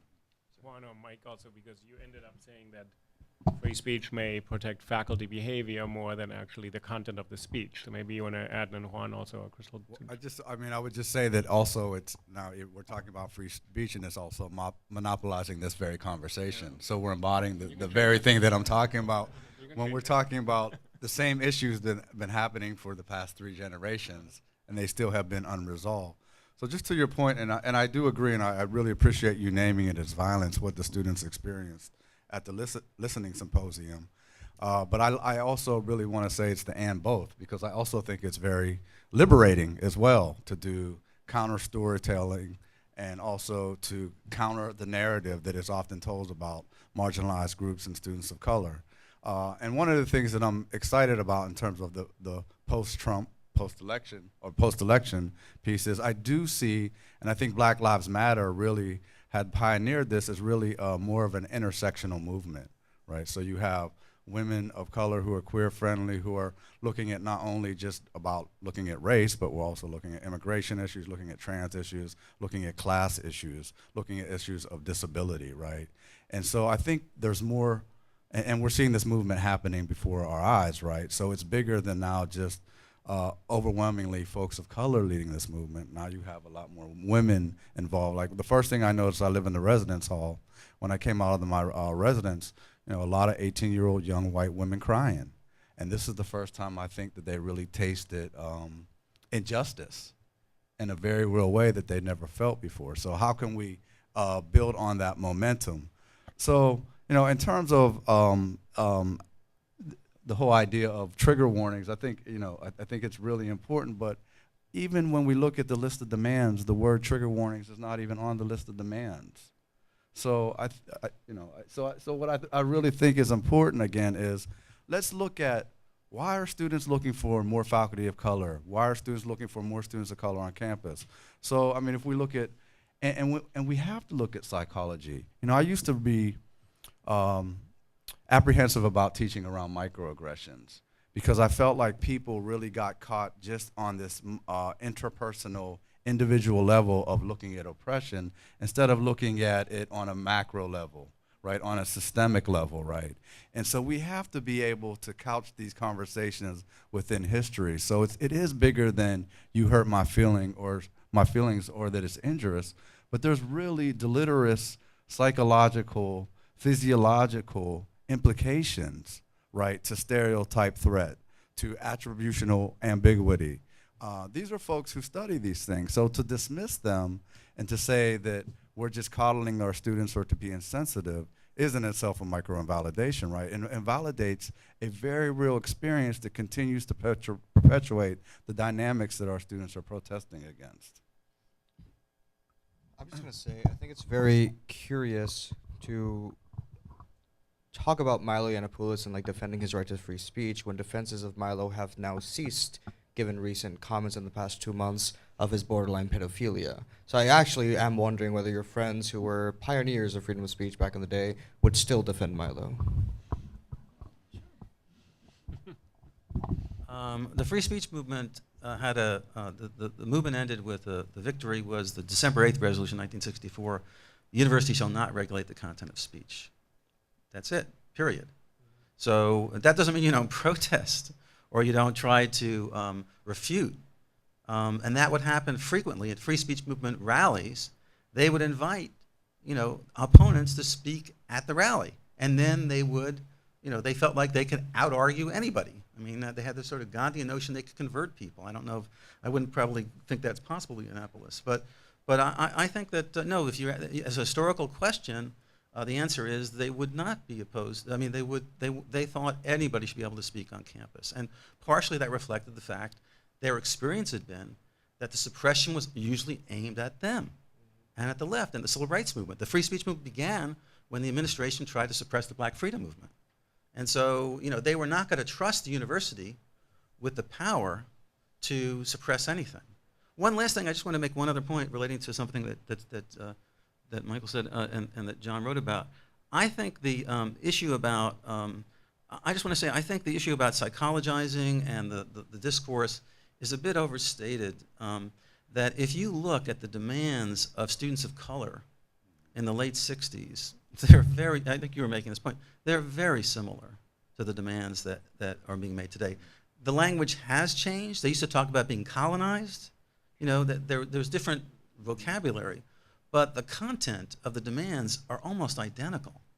And I was just looking, at Rutgers and a bunch of local ones, and just looking across the country, more black administrators, more faculty of color, a space that they want to have like Africa House or Latin America House, or they wanted to have their own spaces. It wasn't couched in that rhetoric, but I think that the goals, the demands were very, very similar. So I guess I would just say, I think the argument about discontinuity is a bit overstated, even though I do agree there's more psychological awareness. I mean, by the way, that's kind of a thing I think that's almost end of the New Left, post-New Left. It's kind of like the personal is political, and you're allowed to talk about your emotions. The old left, that wasn't the way it was. Politics is here, and your emotional life is there. And that wasn't really very healthy either, because people would do things that would disrupt their personal lives, make a sacrifice for the political cause that had nothing. It was kind of dehumanizing. Robbie, I want to get Crystal in here, because you said earlier some ideas are not worth debating because they have been debunked. We don't discuss that the Earth is flat a lot, and we don't discuss the biology of unicorns a lot. We just don't. And the university is a very privileged platform. So it's sort of this idea that everybody should get that platform. We don't grant this platform to everybody. There's only so many days of the year, so Milo comes, it takes one day. Why this idea? And it's just an offensive idea to some people, and you think, oh, well, deal with the offense, just put up with it, and we have to debunk it. But Crystal said, no, lots of ideas we don't invite at all because they've been debunked. And you said the scholarship of all those people who've done that work is then dismissed at that moment, as if they hadn't tried to refute this. Do you want to jump in? Secondly, there's a lot of speech that's regulated because, as I said earlier, unwritten rules. You do not refer to certain people in certain rooms in certain ways anymore, the way people used to in the 50s and 60s and 70s. And that is actually, I think, a positive development of a restriction of speech and a change of speech. Just talk to people in certain ways, and that, in some ways, so I'm worried about this kind of, the 60s achieved something and we're going backwards. I was like, there's also been a lot of, that people are included because you don't refer to them in certain ways. I don't want to be referred at with a slur. I just don't want to in a room. And that was kind of acceptable, and that's no longer acceptable. But Crystal, do you want to go into this, that some ideas have been refuted? Different ways that I want to go into it, but I'm trying to think. I think, first of all, the sort of kind of backlash that we saw after the election in terms of like the incidence of sort of hate crimes and hate speech suggests that it hasn't gone away. And there's this way in which, this sort of, and that the sheen of political correctness and this idea that there are things you can't say are always being said all the time if you're kind of paying attention. So it's really difficult for me. I want to say too that, this goes back to me like the kind of daily work. These ideas of these speakers, and I actually don't talk about Milo. I was talking about Charles Murray in particular because he's invited as if he's actually an academic with sort of an intellectual, with like a real argument to make. And at least for the faculty letter that I was a part of, that was sent to the administration to ask how to respond to this, we very clearly were not asking that his speech be canceled or he be disinvited, but that that there ought to be some kind of response. And at the very minimum, it would seem to me that our administration might want to say, while he has every right to come here and speak and to be invited by our constituencies, we do recognize that this is bunk, right? That this is like actually that, our very own scholars at this institution, whom we say we respect, can explain to you why this is really poor. Like everything about this, right, is it's not just offensive, it's just wrong, right? That it has actually, it's, that his methods are wrong, that the kinds of exclusions of history are wrong. So that's just, I think that there's ways in which like institutions could take a particular kind of, at least intellectual stance, if not, a moral one. But I also want to say that I teach incredibly difficult materials, like incredibly, and I, because I'm a literature scholar and instructor of literature, and in the kinds of areas that we're talking about, I have never, and I know I hate to use, I'm an ensample of one, so I don't like to use anecdotes, but I've never actually had a student ask, for trigger warnings or change of speech, and I think that's because the very function of that material in my classroom is in order to think about the ways in which these sorts of what are very personal injuries, right, and the ones that most of, not most, but many of my students have actually encountered, is a way of trying to think through, right, like the conditions in which that kind of injury takes place, the histories, right, in which some people's pain and injury matters and others don't. We do that, and I don't spend a lot of time sort of thinking, even using the language of microaggression, or allowing, but really having students, if students want to tell sort of their personal stories, I let them, but I'm very quickly moving to how do we place this into kind of a critical framework for understanding, what happens to the individual as part of a larger phenomenon. And I think it's precisely that kind of daily work of the classroom, right, that makes the difference between psychologizing, right, like injuries, which I agree, right, like we can't really, for an individual, but I do actually think that, to the extent that when students find kind of critical context, right, other than the language of sort of psychology and therapy, which I agree also are very important to me personally and to lots of folks I know. And I actually, when I find students in distress, I actually will very quickly, right, try to direct them to, and there's a lot lately, so I don't want to dismiss at all, right, like that those kinds of supports are necessary. But when it comes to sort of the daily work of what we do in a classroom, especially again in the humanities and cultural studies, gets really over, it's not glamorous, right? Unless it has there's a syllabus that has, like kind of what, the right thinks of as an offensive title because it's about whiteness or something, right? It's actually not very glamorous, but it's actually the bread and butter of the university, and it's what, to my mind, is precisely how I move students from thinking about their very personal kinds of forms of injury or just experiences generally to thinking more critically about the conditions. And those aren't political opinions of mine. I like material, right? That there's history, there's study, there's research, there's scholarship. And of course, right, that can be revised, and it continually is, but that's the nature of the kind of production of knowledge that we do in the classroom. So I think the sort of ways in which we kind of segregate or ghettoize, right, certain forms of knowledge within the university, and then also the kinds of activities that we see as sort of extracurricular from the kind of daily work of the classroom, produces this kind of split, right, that everything is sort of, that we think of students as wanting certain kinds of restrictions or certain kinds of forms of support that seem a little too easy, but I don't actually, I have to say that I think I teach some of these most difficult issues, and I don't run into it in my classroom in the way in which other people are describing. The other thing I just want to say, and I think this is, it's really powerful where Jonathan ends the book about the idea that these kinds of instead of asking for administrators, right, and this is also Ravi's point, I think, about, rather than asking administrators for permission, or, wanting to shut down speech, and then also asking administrators for permission for certain things, or and instead of kind of laying claim, I think we ought to recall the ways in which institutions have very savvily responded to those earlier movements, right? So the very fact that every single person here had to go past a security guard, right, to get into this building is a way in which the kinds of political possibilities of students and everyone else at the university are constantly being monitored and limited, right? And so those are forms of the ways in which our sort of political speech and free speech are continually, sort of being limited, but we just take it as sort of life, it's just a daily part of life, right after, for example, 9/11. But if, and it's not, I think, to go back to the theme of the sort of, the daily work of the classroom, it's not an accident that it's, scholars of Middle East studies, right, who come under attack after 9/11, and not just simply because of their political, opinions, but because the very materials that they teach, right, don't kind of accord with a certain kind of nationalist narrative that was supposed to be, and patriotic narrative that's supposed to be at play. But that's the role, right, of kind of critical knowledge. So, but prior, and I wasn't here in 2001, but I think prior to that, right, like one didn't have to show, it's what I've been told by colleagues, you guys can correct me if I'm wrong, you didn't have to show your ID, right, to get into a building.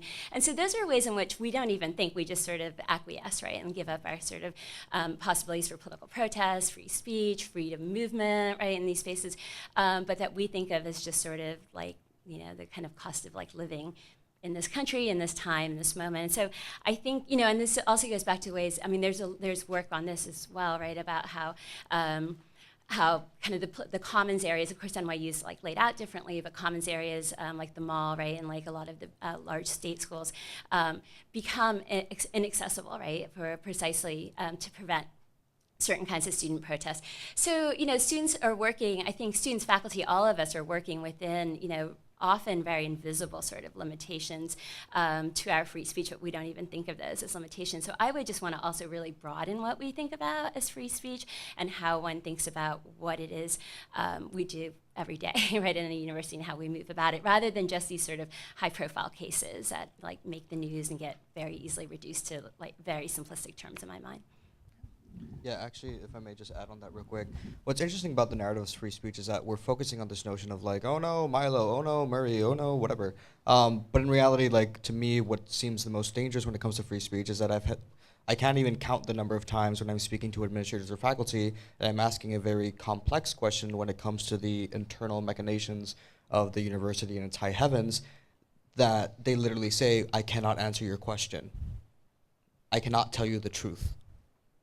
I think that's a very dangerous reality that we are in, that faculty and administrators, grown-ass adults with titles under their name and titles behind their email signatures and all sorts of titles everywhere, cannot actually tell the truth.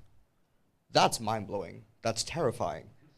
Like, that makes me not want to be part of academia in any fathomable circumstance. The second point I want to ask is actually, I haven't read Andrew Hamilton's response to the faculty letter, but I can read, because what you mentioned, like you made it seem that he said he wasn't going to affirm this notion that we reject this. Like, yes, freedom of speech is important, but we reject him on principle. That, on the contrary, though, like whenever he responded to the Black Student Union, Latinos Unidos con Honor y Amistad, and the Muslim Student Association, he rather explicitly said, where'd it go? Like you, I reject Charles Murray's positions on intelligence and race. So rather explicitly rejecting Charles Murray as an academic, rejecting Charles Murray on any intellectual grounds, but just saying like, look, freedom of speech is a thing that exists, we have to put up with it. So that's a very interesting, not consistent response. Yeah.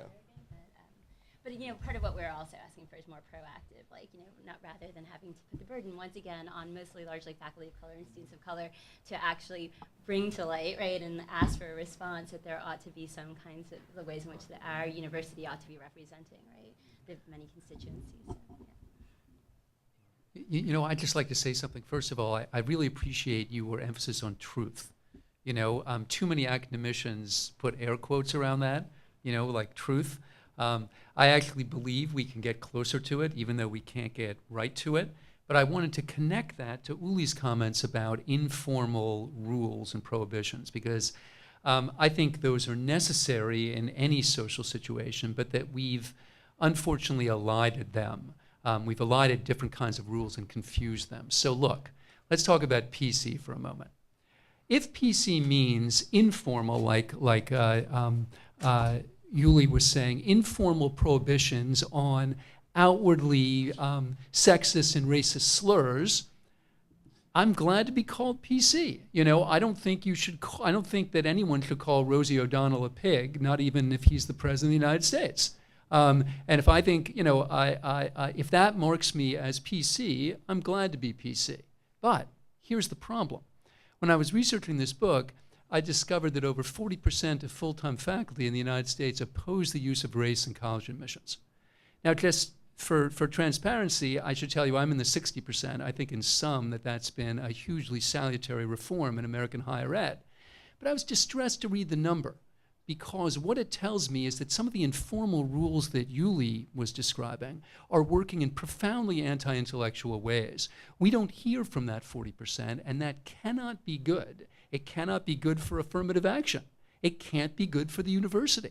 I'm all for an informal rule that would informally, not legally, prevent you from calling women pigs. I'm deeply against any informal rule that would ever inhibit somebody from challenging race-based affirmative action. That just doesn't seem to be good for affirmative action or for us.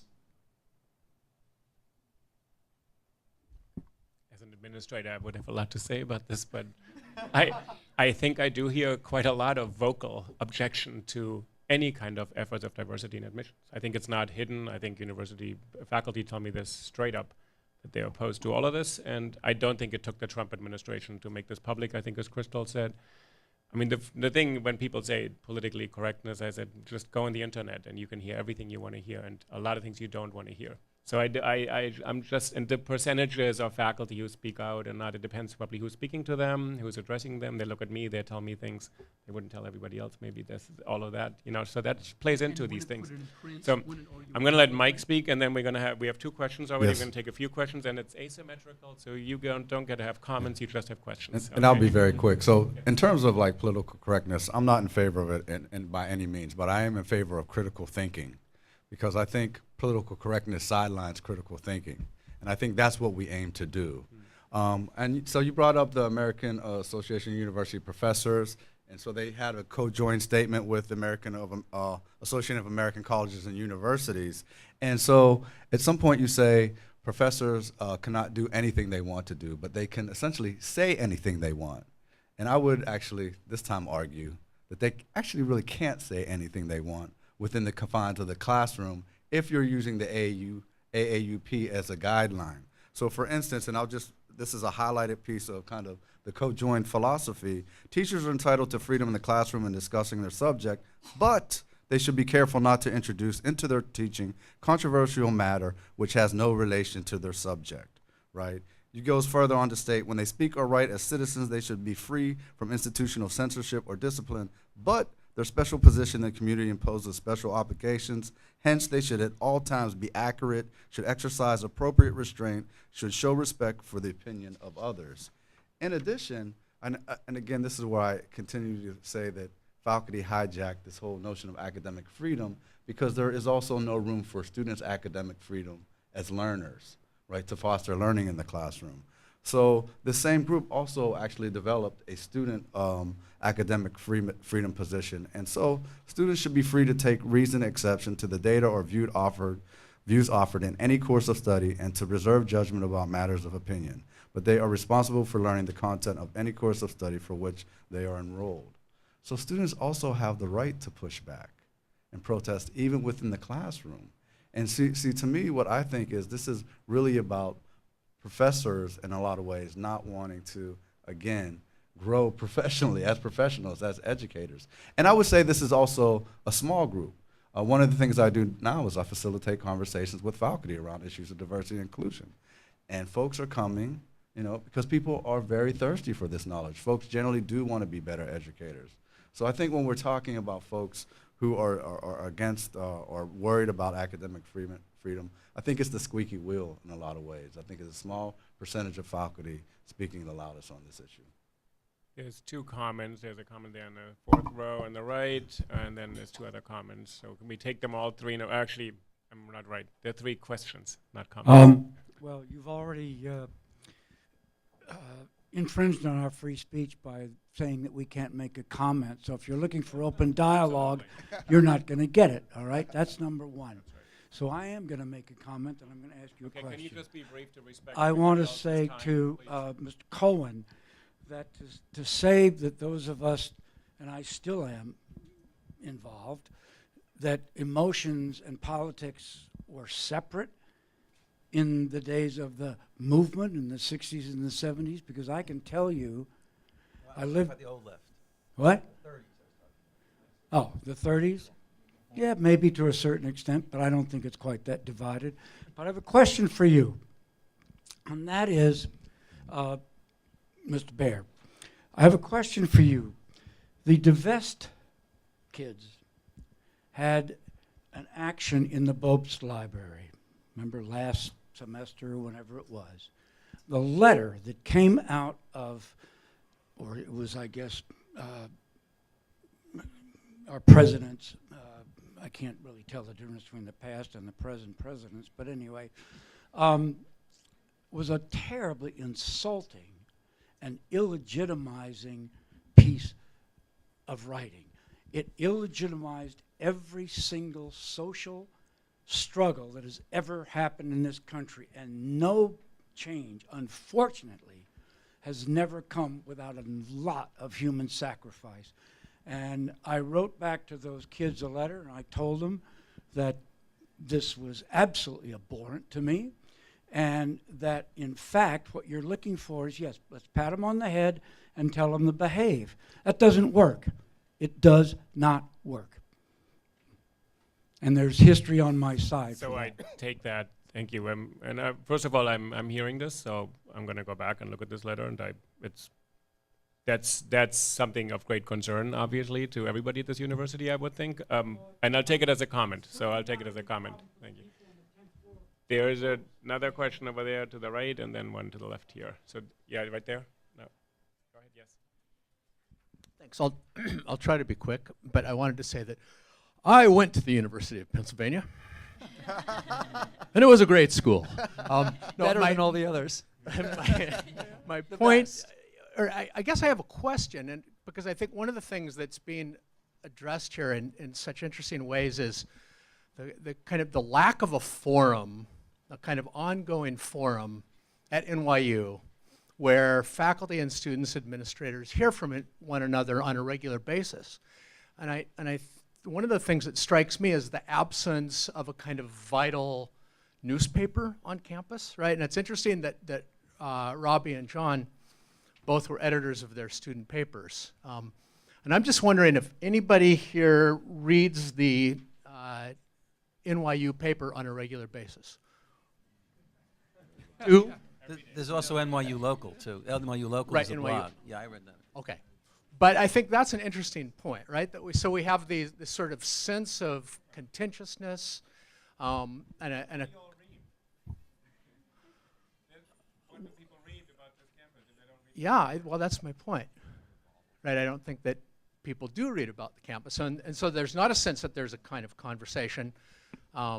So I would say, as a faculty member to an administrator, like a really vital sort of campus organ that people feel committed to would be great. It's one of the great works of humanities scholarship in the last 3 decades was Benedict Anderson's piece on imagined communities, right? The role of the newspaper in forming communities. I don't think we have one, right? Penn had one, Columbia had one, Berkeley had one. Robbie and John, this would be a student-generated activity. Yeah, it would be a student. Very importantly facilitated by the administration, but not organized by the Yes, administration. exactly. Because it should be a critical organ on campus, right? So in some Yes. ways, we would hope that students in the room are the ones who say, you need to have this forum, but you need to also create this. Yeah. And if the administration is going to create it, I totally agree with you. I think there is a challenge of the size of NYU, and that a lot of people spend a lot of time on social media in all these And- dispersed ways. And So commuting. yeah, I mean, if 2 people in this room read the newspaper every day, it is being printed and put in every single Right. dormitory, classroom, building, everywhere. So Right. then, we have to figure out how to actually create a public Yeah. space Yeah. where speech can take place, and newspapers used to fulfill that function. Right. They apparently don't right now, right? And One I view. would add just quickly, we have brilliant students here. It's such a privilege to be taught by the students and to learn from them. That forum, I think, would be great to learn a lot more from students about. Well, speaking to the first point about there ideally being a forum of administrators, faculty, and students, that is ideally kind of like one of the driving forces behind the existence of this University Senate Task Force on Diversity, Inclusion, Equity, Ad Hoc, etc. It's the body that both Gwyneth and I sit on. That space has actually been that, but again, that's a closed meeting. Everyone was pre-screened, pre-cleared, pre-everything. And thank God, to be honest, because some of those people are like myself. Only this year was I involved in student government. The past 3 years of my undergraduate career, I was very much involved in cultural organizations, social justice, student activism, Divest, Slam, etc. But then jumping on the newspaper point, people do read NYU Local and Washington Square News. They are, my friend, it's always on my newsfeed. The problem there is that the journalists, reporters for those newspapers aren't obligated to cover any particular issue. So for example, when it was like the demands list era at this university, no one was picking it up, were not for just one of my friends, and I just suggested, and then like one of his other friends decided, hey, this is a cool idea too. So 2 articles were written.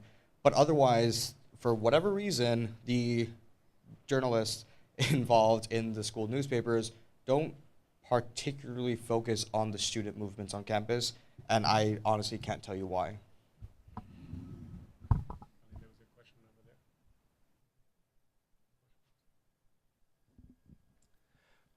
During the campaign, early on in the campaign, when Trump first started saying, making political correctness in a pejorative way a kind of key theme in his campaign, I remember thinking, is that really going to work? I mean, obviously this is a big thing in elite college campuses, but is that really even a concept that's going to resonate with, blue-collar voters in Michigan? But he kept at it, and it was a theme in common in conservative media, and he won for lots of different reasons. But I wonder, my question is, what can universities, at elite universities and colleges, learn, not so much from Trump, but the reaction of Trump voters to political correctness? How are universities processing that? Is it viewed as like they're just all bigots? They're not all bigots, but they're deluded. That there's something valid there. What is it like? How is that being processed? Is there anything that can be learned from that? I just want to say just a partial answer to that, not the second part, but the first part, is that I think the statistics I gave you at the beginning is that, if you look at a historical perspective, there's not much the university can do to change this. I think that by this I mean a backlash against the university for trying to create a more democratic and egalitarian culture. There's been a backlash against that from 1960 and way back before that. In other words, that you always can gain politically by, I think what the universities are doing, in a flawed way, in an awkward way, in a way that sometimes can seem divisive or whatever, they're trying to shed these historical, at least I think more so than the society off campus, to shed a lot of this hatred and bigotry that has been, kind of part of American culture from the start. And that's not popular. So I'm not saying there can't be anything done about it, but if you look at these generations of activists, both today's, the 60s, going back to the 60s and beyond, these are pretty dedicated and intelligent, even brilliant people. And it's really difficult work, I think, to create a new kind of community. And so then to think about how can you present that to the public in a way that they're going to embrace is really problematic. It's really difficult. I think it's really important. I'm not saying we should throw our hands up and give up, but I don't want to, I think it's a very important question, and I wouldn't underestimate the extreme difficulty of doing something about this that will really help. Because you can be, like in the 60s, it was like, well, if we don't sound so angry, if we're not so confrontational, would that help? And I think some people believed it would, but you know what? It didn't. And so it's really difficult. It's sort of the work itself is offensive to parts of the population. And I don't mean to write anybody off. I'm just saying, if you look at these statistics, student movements that are trying to do egalitarian things, to try to challenge racism, sexism, etc., are not popular off campus. And that's just the reality. I think there are things that can be done. I'm sure other panelists can talk about that as well, and people in the audience, but I just don't want to underestimate the difficulty involved. It's not a new problem. I'm just going to chime in because, is that not working? Just because in the department I'm located in, I don't want to sound like a broken record, but I am, but this is something that every single one of my colleagues in the Department of Social and Cultural Analysis could answer that question and probably could, in some ways, we were all being a little bit optimistic, but could have predicted, in hindsight, that this would exactly be the way this plays out, and this is what we try to teach our students, and like in a word, racial capital, but that has a much longer history, and there are really, and this is what I mean, but there is extraordinary scholarship that would like actually talk about how sort of certain kinds of class relations are mediated in this country through racial difference and the ways in which citizenship tries to tries to sublate those things. But those are all, so those, which is just to say that, in fact, that like that kind of thinking has been going on, but that the kind of work that my colleagues and I do often gets caricatured, right, as this kind of political correctness, or it's this sort of victim studies, but in fact, it's, kind of really grounded in deep, rich histories and understanding kind of contemporary sort of political economy and political history that is, again, sort of mostly dismissed, and I have to say sort of, ghettoized in the university structure itself, right? So I'm also in the department that is like probably the most diverse department, right, on campus, who actually look at these questions and would have answers to those. And so that's something that we teach, I think, in our classes every single day that I go in. I'm teaching that material. And I think that's also why we also have some of the most diverse students in our terms of our majors and enrollments in the university, and I think who are looking for these kinds of solutions. And I think this also, and I wanted to just, to the point about the student protests around the divestments, I think that does go back to, Robbie's point about the ways in which any kind of sort of movement for real substantive political change is met with so much recalcitrance, so much dismissal, so much, and this is true both within the university and outside of it, right? And so students, being sort of written off because they're at, the very sort of inequities of the ways in which the students who are calling for divestments, right, from things like fossil fuels, right, and other kinds of investments that the university have, and the sort of ways in which that they are, the ways in which they're often chided for thinking that their causes could be in any way as important as, say, apartheid, right? And those divestment movements kind of forgets the ways in which the students that were working for, against apartheid were themselves dismissed and seen as like kind of meddling in affairs that had nothing to do with their education. And so there's always this kind of difficulty, right? That, and I think that at NYU in particular, the tremendous sort of gulf between sort of the 10th floor of Post, right, and all of the rest of us, right, that are kind of working, again, the daily kind of like in the classroom with whether it's students or faculty, really kind of just highlights that, right? So there can be just sort of this dismissal of things like students asking to be on the board of trustees, right, having representation, precisely because the very material conditions and the structure and the economic infrastructure of this university is really, and this goes back, I think, to Juan's point about like how kind of opaque, right? All of the conditions in which we are working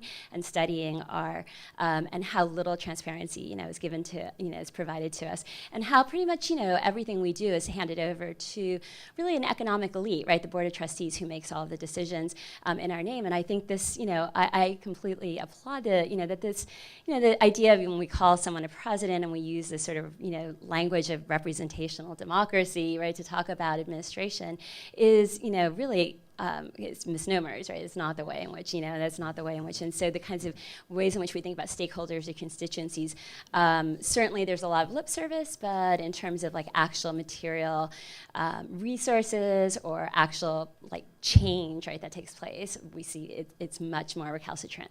And what we have instead are the kinds of forms of dismissal or condescension or patronizing, right, that takes place. So for a number of, folks that are trying to like work towards change, both within the university and outside of it, but in the space of the university. So I think that's, something you want to keep in mind. But that, that kind of like question, to go back to the question you're asking, I think there are any number of people at the university who have been working on that question well before 2016, right? Like who have been trying to understand why the kinds of substantive inequalities we have and why the tremendous, kinds of the sort of tremendous offloading of all blame right onto certain racialized populations have taken place, and there's and so I just encourage people to come to SCA and take our courses. The only thing I would add there is, at the elite institutions, which are the ones I've worked at and the ones that I know best, it strikes me that there's actually been an almost willful ignorance about Trump voters themselves, which I regard as profoundly unhealthy. My job as an academician, as a teacher, as a citizen, is to learn about people who aren't like me. I'm surrounded by people like me, and that doesn't make me smarter. No offense. I mean, I'm sure I voted the same way as everyone in this room. Maybe not exactly the same way, but I would be amazed if there's a Trump voter here. But the most remarkable thing and the most depressing thing is if there is, she or he is not going to ID themselves. How can anyone who cares about the university be comfortable with that? I don't see how you can be. I'm not. I yield to nobody in my loathing of Trump. But I'm really depressed that I've had Trump voters come out to me with my door closed, using the language, by the way, of the gay rights movement coming out. And if you look at the book by John Shields and Josh Dunn called Passing on the Right about conservative faculty, they describe at length how the conservative faculty have borrowed the language of gay rights because they see themselves in the same idiom. They have to kind of play along in the way closeted gays do, and then once they get a little more power and tenure, they can kind of come out of the closet. I think that we have reacted in the worst possible way, and when I say we, I'm talking about the elite universities, because we haven't actually created a forum where you could talk to a Trump voter. They're there, they're out there, and the way you learn is by conversing with them, and we have not created a forum for that. I actually, I live in Trump land. I live hard for Bernie. And if you go to any bar and start talking to those people, you would be amazed because it's the one-on-one that works. The thing is great, but that's what works. So get out of your comfort zone and go and sit in a fucking bar, pardon my French, sit in a bar and actually talk to these people. Because I do that, not because I get drunk, but because so, I can actually... thank you. Thank you for the comment. And I'm kind of chastened and a little bit worried. I would caution against this idea. And I hear Crystal and I hear Jonathan, and there's so many missteps and so many things wrong, and there's such entrenched inequality in institutions such as NYU. And I do worry that actually we do take this upon ourselves and we are to blame and we did something wrong and we couldn't see this, as if we had predicted it and then things would be better today. So the few people in the room who knew, and there are people in the room who said he is going to win at every step when something got worse and worse and worse, and they said this is going to make him win even more. And so how are they feeling today? Better? No. Secondly, if Hillary Clinton had won, would we be sitting and having this discussion with the same urgency? So should we now be grateful that Trump reminded us there's a problem? I think the 2015 protests, which Mike said, they were ahead of that. Maybe the students had a sense of something in this country and paid attention to a lot of things that don't need to be pointed out only in certain corners of the university. I think, Jonathan, I live in a different world. I certainly pass as a straight white man all the time. So people tell me they voted for Trump, or they tell me with greater anger that they never would have voted for Hillary. And then you wait for a second, and then they actually voted for Trump and not Schulstein. And they share that with me, and we have a large university that has many different schools. The Faculty of Arts and Science is one of those schools. The business school is another one of those schools. The law school is another one of those schools. So I think there's a large, and among our students, there were a lot of students who came out very strongly against Hillary Clinton and in favor of Trump right before in the student newspapers. And to Crystal, I kind of think, yes, there's so many things wrong. I would be worried to think there are only some people who kind of ring the alarm bell in the university and remind us that there's these inequalities. And I would think, I can really only speak for myself. I think to be in this community, you have to be so passionately committed to make it accessible and make it equitable. And I actually have my doubts that there's so many faculty who actively don't engage in that. I actually think a lot of people come in with the right thing, so I would think our task for you is to bring those people together. I think less of our task is actually with Jonathan to bring a lot of Trump voters here. I read them all the time. I've been following Breitbart News for years. It's really, I hear them all the time because they speak to me on social media all the time, loud and clear. Never missed any of them. So in some ways, do I need to bring them here to debate them every day? Maybe on this other to convert them to something, but I'm just a little bit worried to say we've made all the mistakes and wow, we have to bring all these people in. And let me tell you, there are many universities among the 4,000 who would never bring anybody on this panel, even on campus, because they're just not interested. And so I just worry about this kind of self-blame and say, this is our fault. Rather, we should move forward and say, so Crystal's work, more people should know about this work. That's what I feel the commitment is, right? Just to be clear, can you hear me on this. What I wanted to suggest is, this just goes back to the point that I've been making, is that the sort of daily work at the university actually does. It's not just me. I don't want to just say my department, but I am in a sort of it's a great department because we're committed to sort of that, to those questions in particular, right? That's sort of our very kind of founding mission. But there's a couple of things that I want to caution. And I agree. I don't think we should assume anyone in the room.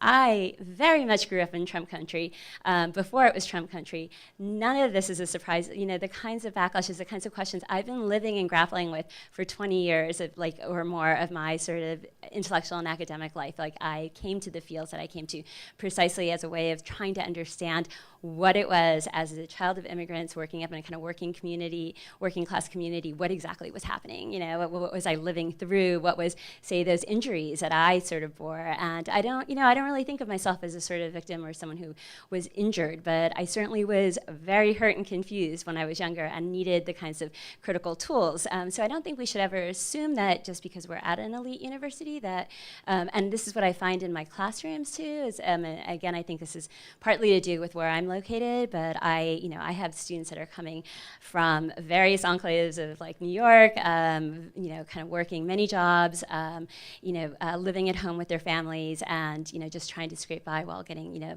a degree at an elite university that for which they are going to be indebted for the rest of their life probably too. So I think that's the other thing we should kind of just when we talk about, and this is not something Jonathan's book does, but that sort of general kind of representation of even students at elite universities.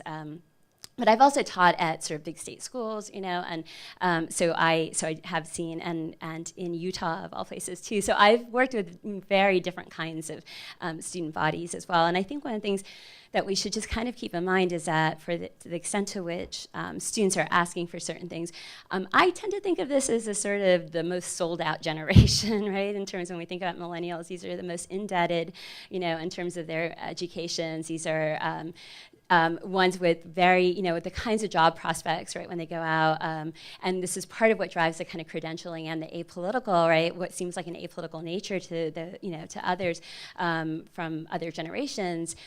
These are deeply, for many of these students, are and I think this is your point, right, about the community colleges, is that sort of, the just trying to get through and get to the next step and to, have some kinds of forms of security are precisely, those are not sort of, they're not those are larger conditions, right? That much of the work that those of us who study these questions are trying to redress. But I think the last thing I would just say is that the extent to which the humanities and cultural studies in particular, but also some of the social sciences, are continually disregarded, right, as actual sites of knowledge or even necessary to an education, precisely means that we have less and less sort of critical inquiry precisely into the conditions that make it so difficult, right, for these students. So the ways in which talking about the humanities is dispensable or is like a luxury means that we don't actually have the space for students to actually explore and understand, right, the very conditions under which they're studying, and then under, and what they go out into the world with the degree and what they're facing there. So I think, that I would want to make the plug that we do this work, in not just in my department, but across a number of the sort of disciplines that are seen as increasingly, luxury or boutique or, disposable altogether. I just wanted to say one thing about this that relating to what John said. I mean, there are two different issues. One is what to do about the backlash against the egalitarian work that the university tries to do. The other is is there a way to make the off-campus world more open to the democratic values being championed by many people at the university? That's a problem. The other problem is there a way that the university could be more open to people on the right who are out of step with what that project is? And I think the answer should be yes. I just want to say that I think the Annapolis thing is a kind of reflection of a failure to engage in political dialogue on campus. Because the right, and I've interacted with some other people who did these invitations to him, it's kind of a hostile act. It's, kind of like, giving the left a finger by saying, we're going to bring this guy who's really hateful. And if you think about, now I don't want to romanticize the right, the Yaffers or what was going on in the 60s, but the sort of closing down of dialogue that represents is very disturbing to me. I don't, in other words, their answer was, we're inviting him. I wrote something in Inside Higher Education about this, saying that, yes, you have the right to invite someone like him, but is that the responsible thing to do? Is it doing something to promote dialogue on your campus? Or is it like, just insulting people? And I think it's the latter. And the fact that they feel that alienated, that they would do that kind of hostile act, is a kind of failure, not just on their part, but on the university's part. That they're that alienated that they want to bring somebody who's going to offend and insult people. So I think that's part of the work that we have to do. I think that's somewhat easier than trying to change the off-campus hostility to movements for social change, which, as I tried to outline, has been there since the sit-in movement in the 60s. That is a really difficult project, and I don't know the answer to that. I think what's also missing from this dynamic is who is a conservative? What is the right? So I think we tend to think of the right in this country as an economic right, as perhaps a social right, and this mythological right tends to be, in our imaginations, a white guy in his mid-20s to like 40s, 50s, whatever. That's not the case at NYU. A significant number of the student of color leadership is in fact self-identify as conservative, and they do so openly within our own spaces, particularly on the concepts of economy and on the concept of cultural agency. So if we look at culture about what is left, what is right within a cultural spectrum, if you're right culturally, you're nationalist. If you're left culturally, you believe in this whole multiculturalist, everyone has access to everything kind of dynamic. A significant number of the students of color on campus are actually right-wing when it comes to culture. So then it just becomes a question of which conservatives are we concerned about and why? Another point of that is that when it comes to who we should be dialoguing with, as I just said, a significant number of the alleged left, quote unquote, on campus is actually right, I don't know, whatever. But the interesting dynamic there is that there are sometimes no reason to engage in that kind of dialogue. Again, I bring the example of every year it happens that some random Latin American student on campus comes into the lucha space and claims that death squads were the best thing to happen to Latin America ever. I don't personally think that's a salvageable situation. Just if you firmly walk into a space saying death squads were great, I don't see what is the reasonable course of engagement in that scenario. Now, when we're talking about conservatism, when we're talking about I'm concerned about my culture, I'm concerned about my economic strata, I'm concerned about my local region, my state, my county, whatever, those are conversations that are actually occurring, not as frequently as perhaps we would like, but they are occurring on campus. But there are certain elements within the university politic, within the student body that are marginalized for, I think, good reason. I'm curious, Juan, would you include within that, would you include within that marginalization the question of whether to build a wall between the United States and Mexico? The reason I say this is I was quite surprised when I was doing my book that 3 years ago, before Trump was a real candidate, that over 40% of American college students said they favored a wall. Now, would you put, I want to put a wall between the U.S. and Mexico in the same category as I favor, Pinochet's death squads? Me personally, is this working? I don't know. Me personally, well, no, but then there's also tiers to the wall narrative. For example, there are people who just want to build a wall, and in parts of Texas, I grew up in South Texas. In parts of Texas, the wall exists. Yeah. I grew up in the McAllen, Harlingen, Brownsville region. The wall does not exist. My mother would teach at University of Brownsville. I would cross the border for lunch, cross back. So the wall as a narrative is completely mythologized. But another part of it is that some people want a wall and then want almost a paramilitary type status along that wall. They want that wall militarized. So I think there is a distinction. We have to be careful within the nuance about what exactly are we saying. Because some people are, for example, oh, I love European culture, and they just they just love European culture. They're Italian descent, I love Italy, I love Europe. Other people take that to the extreme that I love European culture, the white race is supreme. So there is a distinction whenever we're saying these terms about what we actually mean and what we're actually getting at. Because speaking to Crystal's point, a significant number of the student of color leadership on campus is actually created by SCA. so to speak. A number of the president's, vice president's, leadership officers of both, not only the racial, ethnic, national groups, but also the queer groups, the trans groups, et cetera, et cetera, et cetera. They're largely, a significant number of them are produced by SCA or regularly take SCA classes or have an SCA minor. In fact, to the point where periodically I hear on the 7th floor of the Kimmel University Life Center that, oh, SCA, that's the Marxist or the social justice department. So it's just interesting because like whenever we're talking about conservatives, like we're clearly talking about a specific body, a specific ideology, and a specific set of beliefs, but that's not the whole of the right, in as much that the whole of the left is not this parallel equivalent set of bodies, set of beliefs, set of appearances, set of like ideologies. Like there is nuance within both, there's overlap within both, and it depends on which axis are we looking at. And I think we're being irresponsible when we're saying like, oh no, we need to reach out to the right, when the right could be, say, the majority of the South Asian students on campus. Mike, did you want to jump into this? And then, Yeah, just one point I want to bring back around is when you talked about, I think over half of the students are at community college, and it also speaks to Crystal's point as well, that I mean, it's starting to feel like a very privileged conversation, even how people are situating themselves on a political spectrum. And I think, you know, for our students, many of our students in the United States outside of NYU, they have the Maslow hierarchy of needs. And I think, you know, it speaks to the point is, I think they're just trying to get to their degree, they're trying to get a job, and they're trying to be contributing citizens to society, right? So I just think, and you know, I appreciate the idea of going outside the parameters of the ivory tower, even though we're not an ivory tower, we really are still an ivory tower.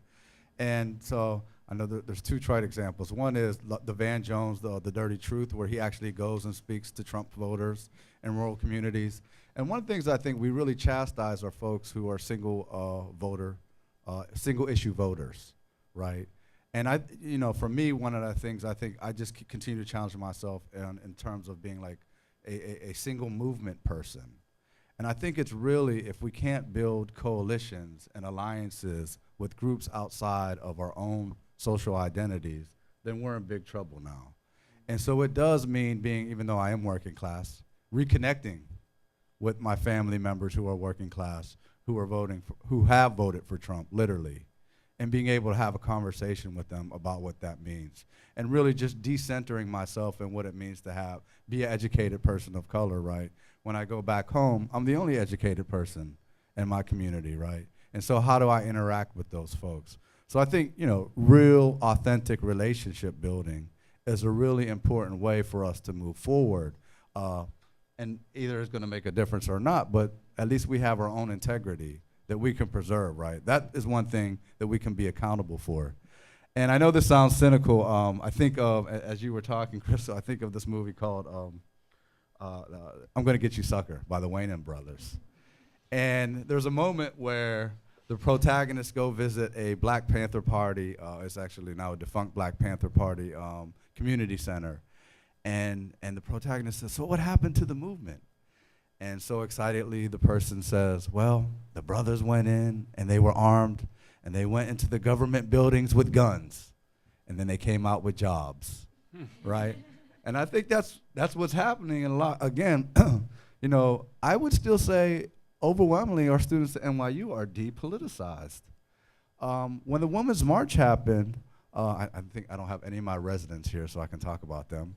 We have 26 residents in our building, and all of them were opted. They had the ability to go to the Women's March and not attend the day-long training for this historic moment. I mean, this is the most massive movement that has happened ever, right, in the U.S. and now throughout the world.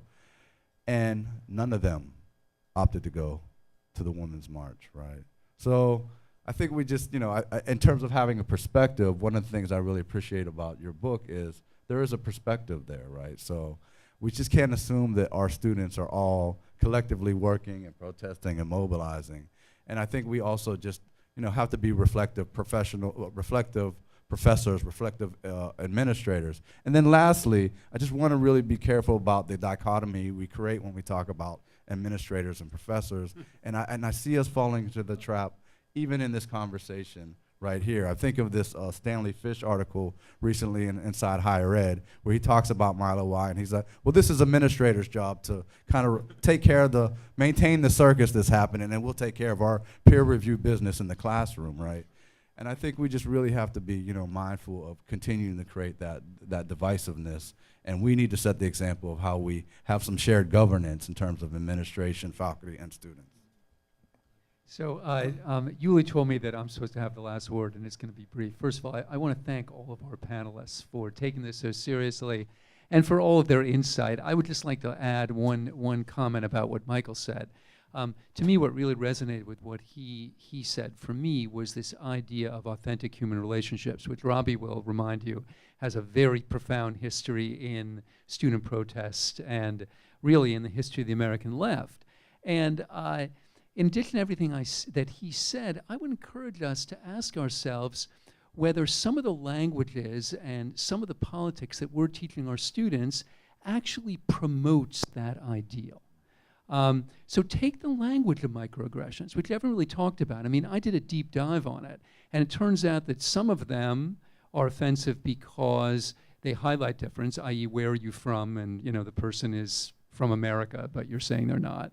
Some of them are offensive because they elide difference. I don't see you as a black person, or if I look at you, I don't see race. And some of them are offensive because they make a global statement that will offend a minority, like America is a melting pot. Well, look, I'm a historian. I'm all about context. I can imagine a million situations where, depending on who's speaking and who's listening, any of those statements could be offensive. In some contexts, I might be offended myself. But the idea of an institution like some of the Cal schools actually listing these items as microaggressions and actually warning people against using them, a question like the melting pot, I mean, assimilation is one of the most contested questions in human letters. How can an institution devoted to knowledge take a position on it? So I absolutely agree with you with the ideal about authentic human relationships, but we need to think more about whether the university is actually promoting them or actually inhibiting them. I want to join Jonathan in thanking Robert Cohen, Juan Calero, Crystal, Parikh, Michael Funk, and Jonathan for writing the book. I do encourage you to look these people up. They've written a lot. He just defended his thesis this morning, and hopefully an honors thesis, so congratulations. That's awesome. And I mean that actually. Look people up and follow them. I think we live in a much bigger space now, and we should be mindful of that these voices probably need to be amplified a lot more because there's a lot of other voices out there distorting certain things. And this is one of many, many panels we've had in the last couple of years, actually, on these topics and similar ones. Some of these people have been here, and I do actually take some hope from that this is being talked about, that people listen to each other, they learn, and I think we hope that you came out of this sort of having picked up some idea that people are committed to make these things work so they can become a standard for society at large. I do think the university has to adhere to a higher standard than the rest of society. I actually think that is a function of the university. And I want to thank Crystal and Caroline and Denny and our staff here. We have many more events, so follow us on Facebook, Twitter, Instagram, etc. And we want to thank you for staying for 2 hours. That's actually quite impressive and very long. I think there's a little bit of food melting outside now. Yes. Thank you.